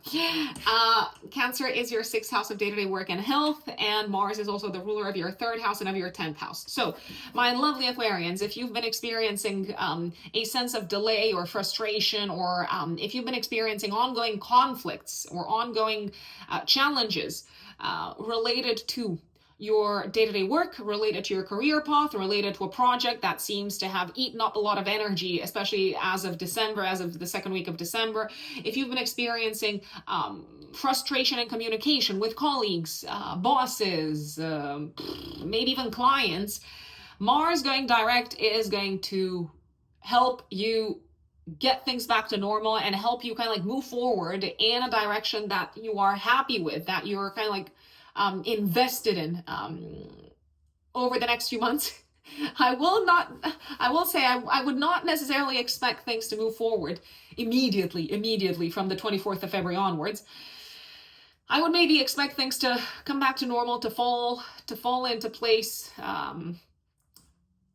probably until the beginning of May, when the post-retrograde shadow period ends.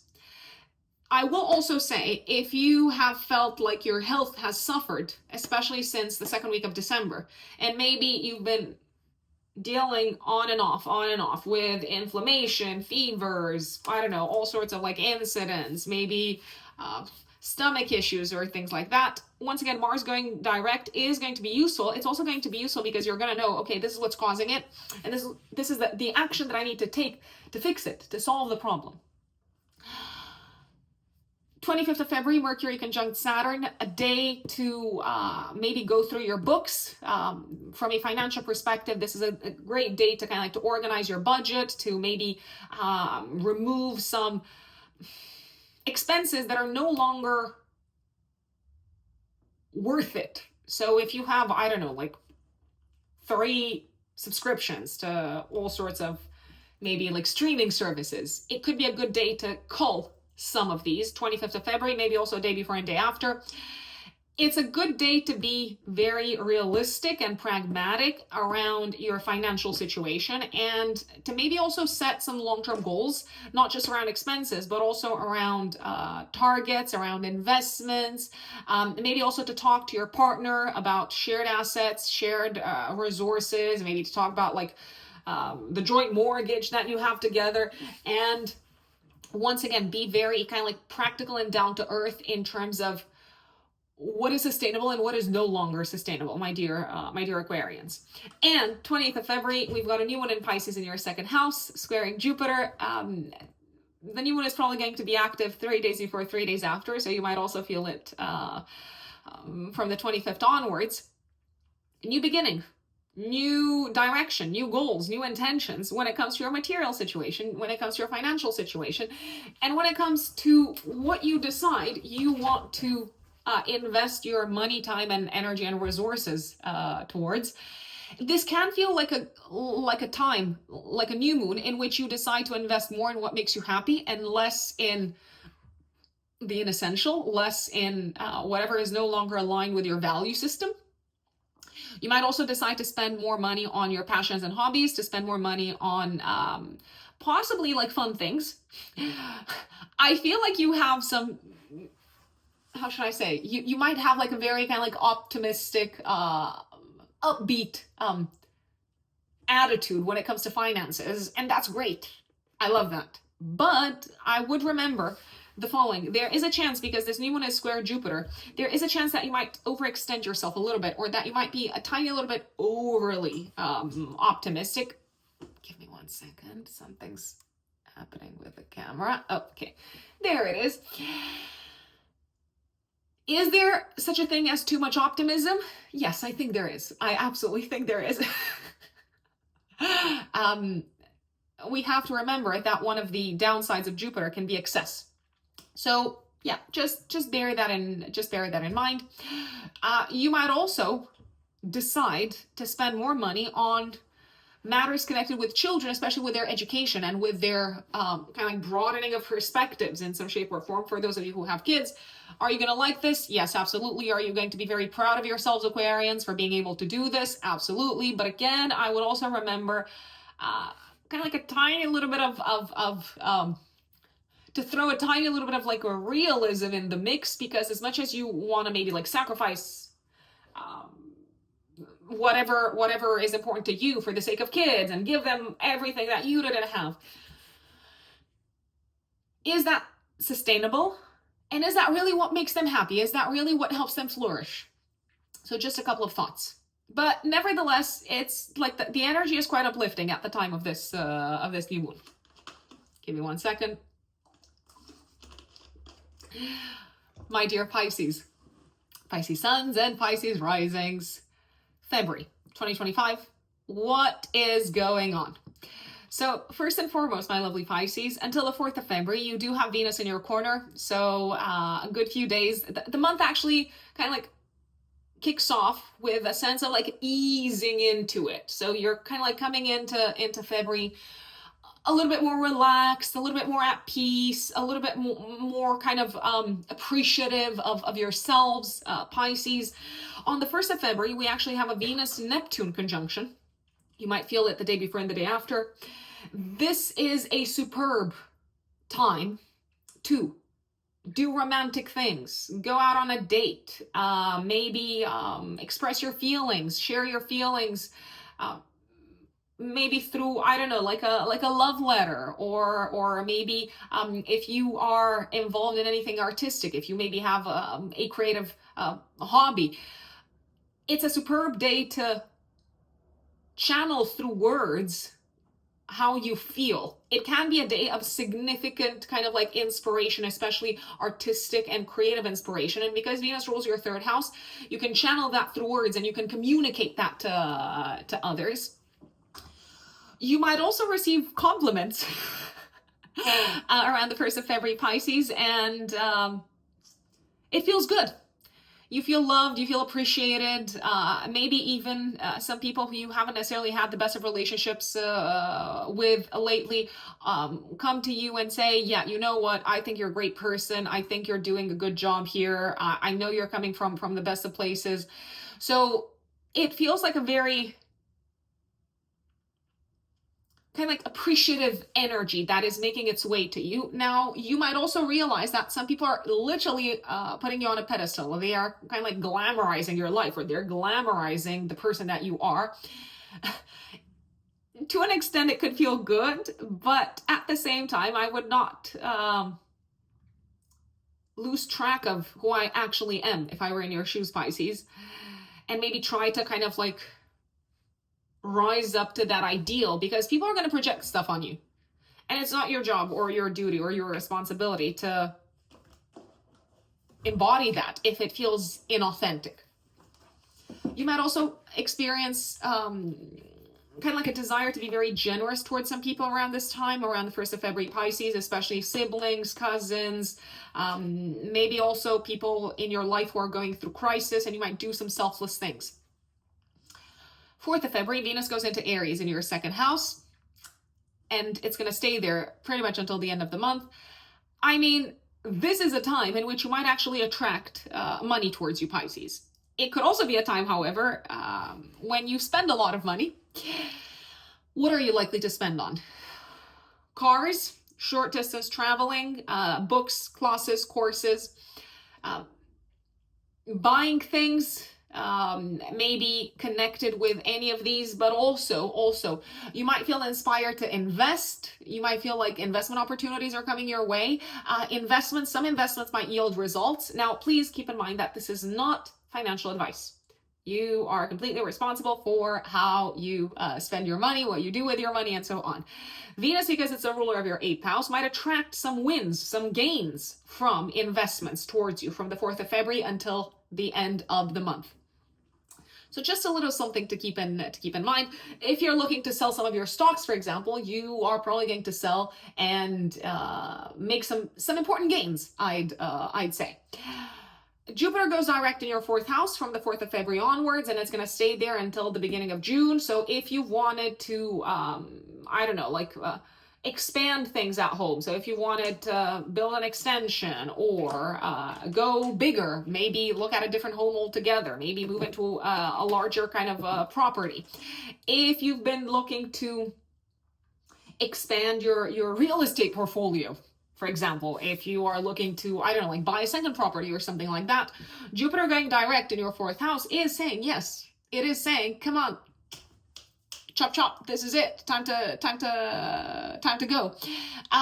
There's also a sense of your perspective until June around what family or what home should be like or feel like. Your perspective is expanding, it's enlarging. I feel like communication and relationships with family members can experience a massive improvement throughout this period. If you do not shy away from reaching out to them, if you do not shy away from maybe being the bigger person, I wanna say, you might also feel like you're playing the role of the guide, of the teacher, of the mentor, maybe for some family members, and I think that's a significant responsibility. Are you up to the task? Probably. Yes, absolutely. 9th of February, the Sun conjuncts Mercury in your 12th house. This can be a day of massive clarity in terms of how you have been sabotaging yourselves, Pisces. So you might realize, okay, I've been doing this thing and it's actually not very constructive. It's actually destructive. Or I've been working with these people that are actually not on my team, or how should I put it? I'm saying this metaphorically, that they are not actually the best choice in terms of who to collaborate with to get the job done. So you might have this sort of like aha moment. You might also kind of like realize something that you didn't see so far, or that was kind of like out of sight, or out of your line of sight. It was in your blind spot. You might realize something that was potentially causing suffering or damage for you, health-wise or work-wise. You might also uncover some hidden information. So pay attention to what comes to your attention. Pay attention to what comes to your attention. Oh God, let me just find better words.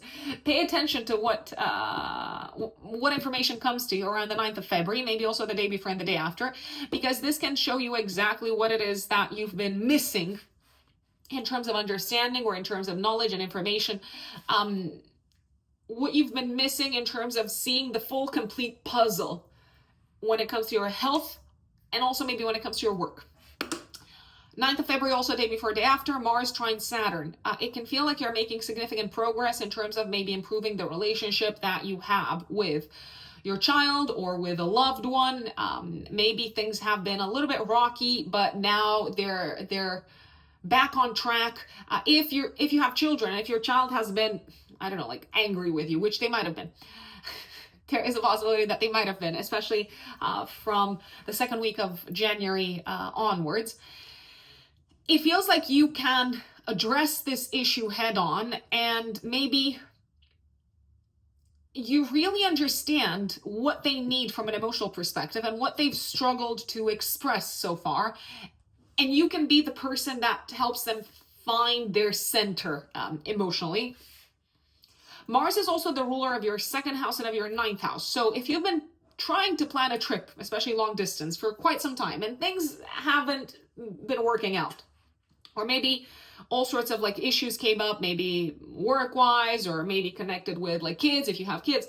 Now it's like, okay, the coast is clear. I've taken care of all of these matters. Let me just book the plane ticket. You might also, 9th of February, day before, day after, feel like you're making a great deal of progress individually by yourselves, Pisces, when it comes to a project that is very close to your heart. It could be a work project, but it could also be a project connected maybe with your education, let's say. 12th of February. This is a bit of a disruptive time, not just for you, for everyone, for the entire zodiac, but I'm not going to mince my words around it. Pisces, it is probably the most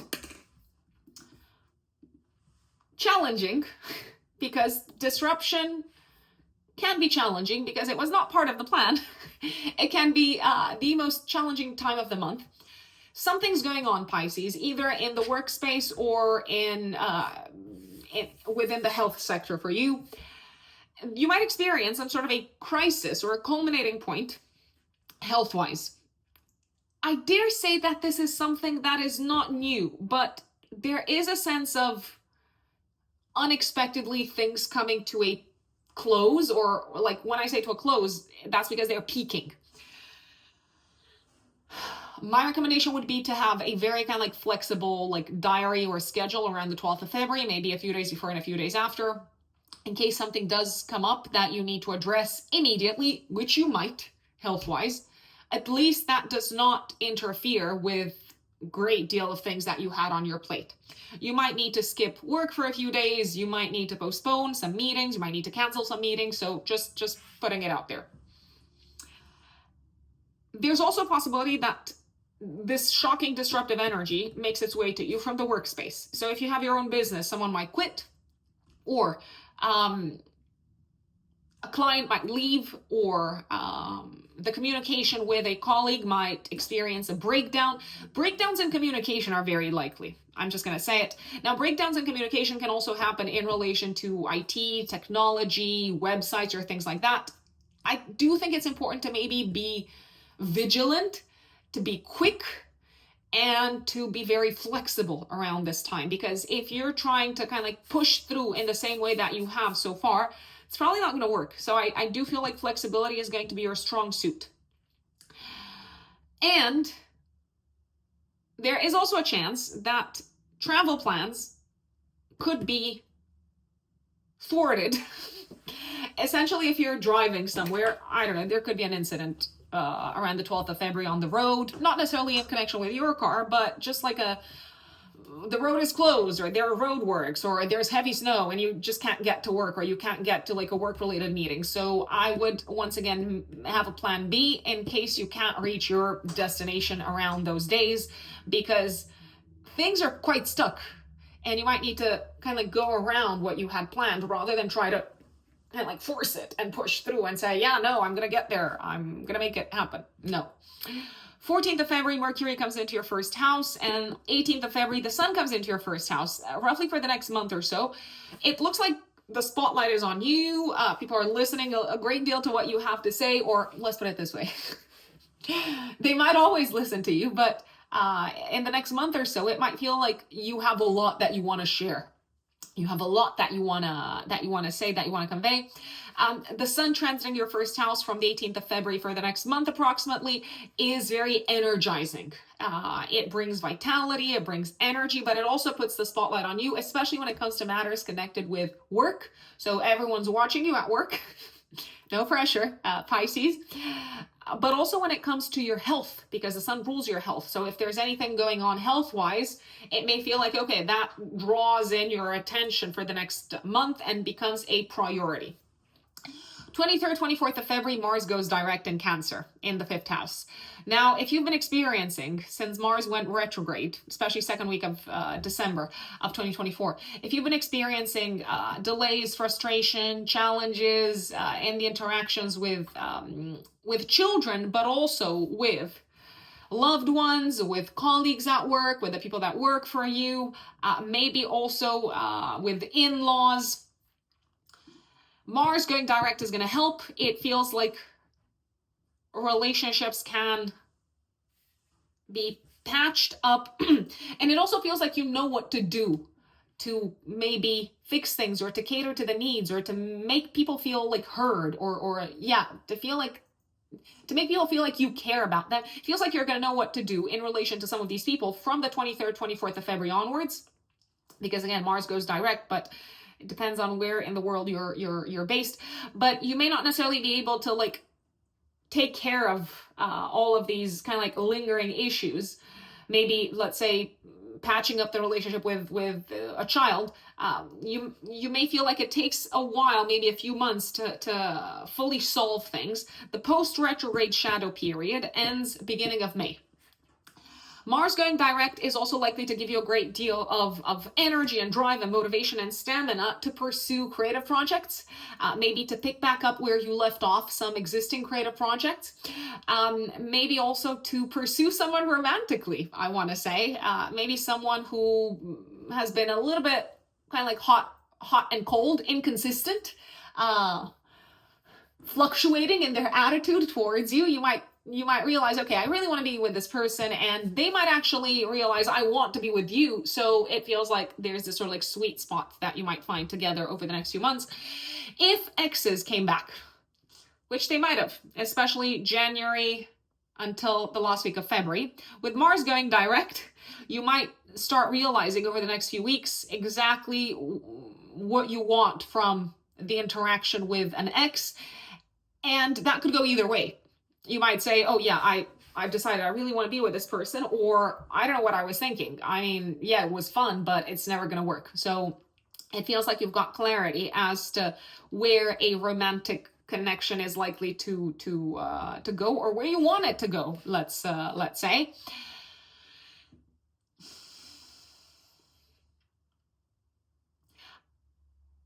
I also feel like Mars going direct is probably going to help from a financial perspective. Mars is the ruler of your house of income. It feels like throughout the Mars retrograde, things might have been a little bit kind of like unclear or murky in terms of, so especially from the second week of December of 2024 onwards, in terms of where you should kind of like spend your money, where you should cut down on expenses, what is worthy of your money, what is worthy of you like spending money on it or on them in terms of projects. So good stuff with Mars direct. 25th of February, Mercury conjunct Saturn, a day of serious conversations,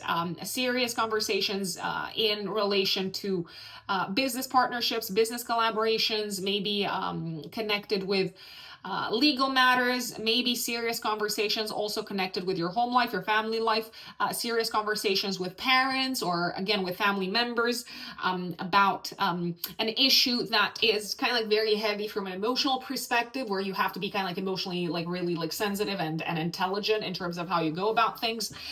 This can be a day in which you are a little bit prone to very pessimistic pessimistic thinking, to quite dark thoughts. Now, it doesn't hurt to be prepared for the long term, to be prepared for what it takes to achieve a sense of security in your lives, Pisces. But sometimes you, especially around the 25th, maybe day before and day after, you might fall into the trap of thinking that things are only going to get harder from now on. And that is not a fact. I am just going to say it. Even though Saturn transiting your first house might make you think it is, Saturn's going to get out of your first house, Pisces, for good in 2026 for the next 3 decades. It's getting out of your first house also for a little bit, end of May until the beginning of September. So a heavy burden is probably going to be lifted off your shoulders. So just because life feels heavy now, it doesn't mean like it's going to feel like this forever. And again, the mind might be prone a little bit to darker thoughts, as I said, around the 25th. 20th of February, new moon in Pisces in your first house, squaring Jupiter. Jupiter is also sextiling Venus. So a few things here. This can be a fresh start in terms of your life direction, especially when it comes to where you want to live moving forward, especially when it comes to a family matter. Maybe you decide that you want to expand the family or grow the family. Maybe you are talking to a partner and you're thinking, okay, yeah, let's have more kids or something along those lines. You might also decide that you want to have a different relationship with family members and start kind of like navigating that around this time. So in terms of how you communicate with them, you may try a new mode of communication, a new tactic in terms of expressing your feelings, in terms of expressing what is really important to you. There can also be a sense of new opportunities, new possibilities opening up for you, Pisces, around this time when it comes to home life, family life, and living situation. So there is a chance things could open up for you when it comes to where you're going to live. You might decide, as I said, to start looking for a different property, to start looking maybe for a home in a different neighborhood, or maybe even in a different city all together. It's exciting. There's also a lot of unknowns. I feel like you want to grow things. You might want to kind of like take advantage of opportunities, but I would also be aware of the fact that this doesn't seem to be an individual effort. It seems to be almost like a joint project, whether it involves like family members, whether it involves a spouse. It's not just you who's going to be impacted by this sort of like new opportunity, new development, expansion, and so on. So I would recommend having the important talks. And if you do have the important talks, I feel like you can really get people on your side, but have the talks. That's just how I see it. And that is Pisces. Folks, I want to thank you for tuning in and for watching your February horoscope. Please let us know in the comments how February unfolds for you. If you want to work with me, remember that you can find me on my website, which is written in the stars-astrology.com. That is written in the stars-astrology.com. You can go straight to the services section. There's a few different services to pick from, but if you're a new client, then the 1 hour, 15 minutes Zoom consultation is the one to go for. Regardless of whether you want us to look into the year ahead, analyze the opportunities, challenges, or you want us to look into your compatibility with a partner, or relocation, or career, or your natal chart. So that's the option to go for. If you go to my website and you see that some of my services are sold out, it's probably because my books are closed and I'm not taking bookings at the time. Generally, the waiting time for a reading with me, for a consultation with me, is between a month to a month and a half. It depends. And if you see that some of my services are sold out, I do recommend watching the space, because I announce on YouTube. I also announce on Instagram. My Instagram handle is @RuxUnbelievable when my books are open again. So if you ever see services being sold out, maybe give me a follow on Instagram, and also watch my YouTube posts, because I am going to announce when the books are open. And there is an option for an astrology and tarot emergency reading with me, which we aim to schedule within 72 hours of your booking. So if you really can't wait for like a month or a month and a half to get the insights astrologically, or maybe from the tarot, that is the option to go for. So the emergency consultation on my website. After you've booked this, we aim to meet together via Zoom in the next 3 days. If there is no possibility for us to align in terms of meeting over the next 3 days, then obviously I'm going to kind of like cancel the purchase. But in 99.9% of the cases, it works. We managed to find a slot that works for all of us. Thank you for tuning in once again. If you like my content, don't forget to subscribe, share it with your friends, share it with your family, give it a thumbs up, give it a like, and I will see you next time. Thank you. Bye.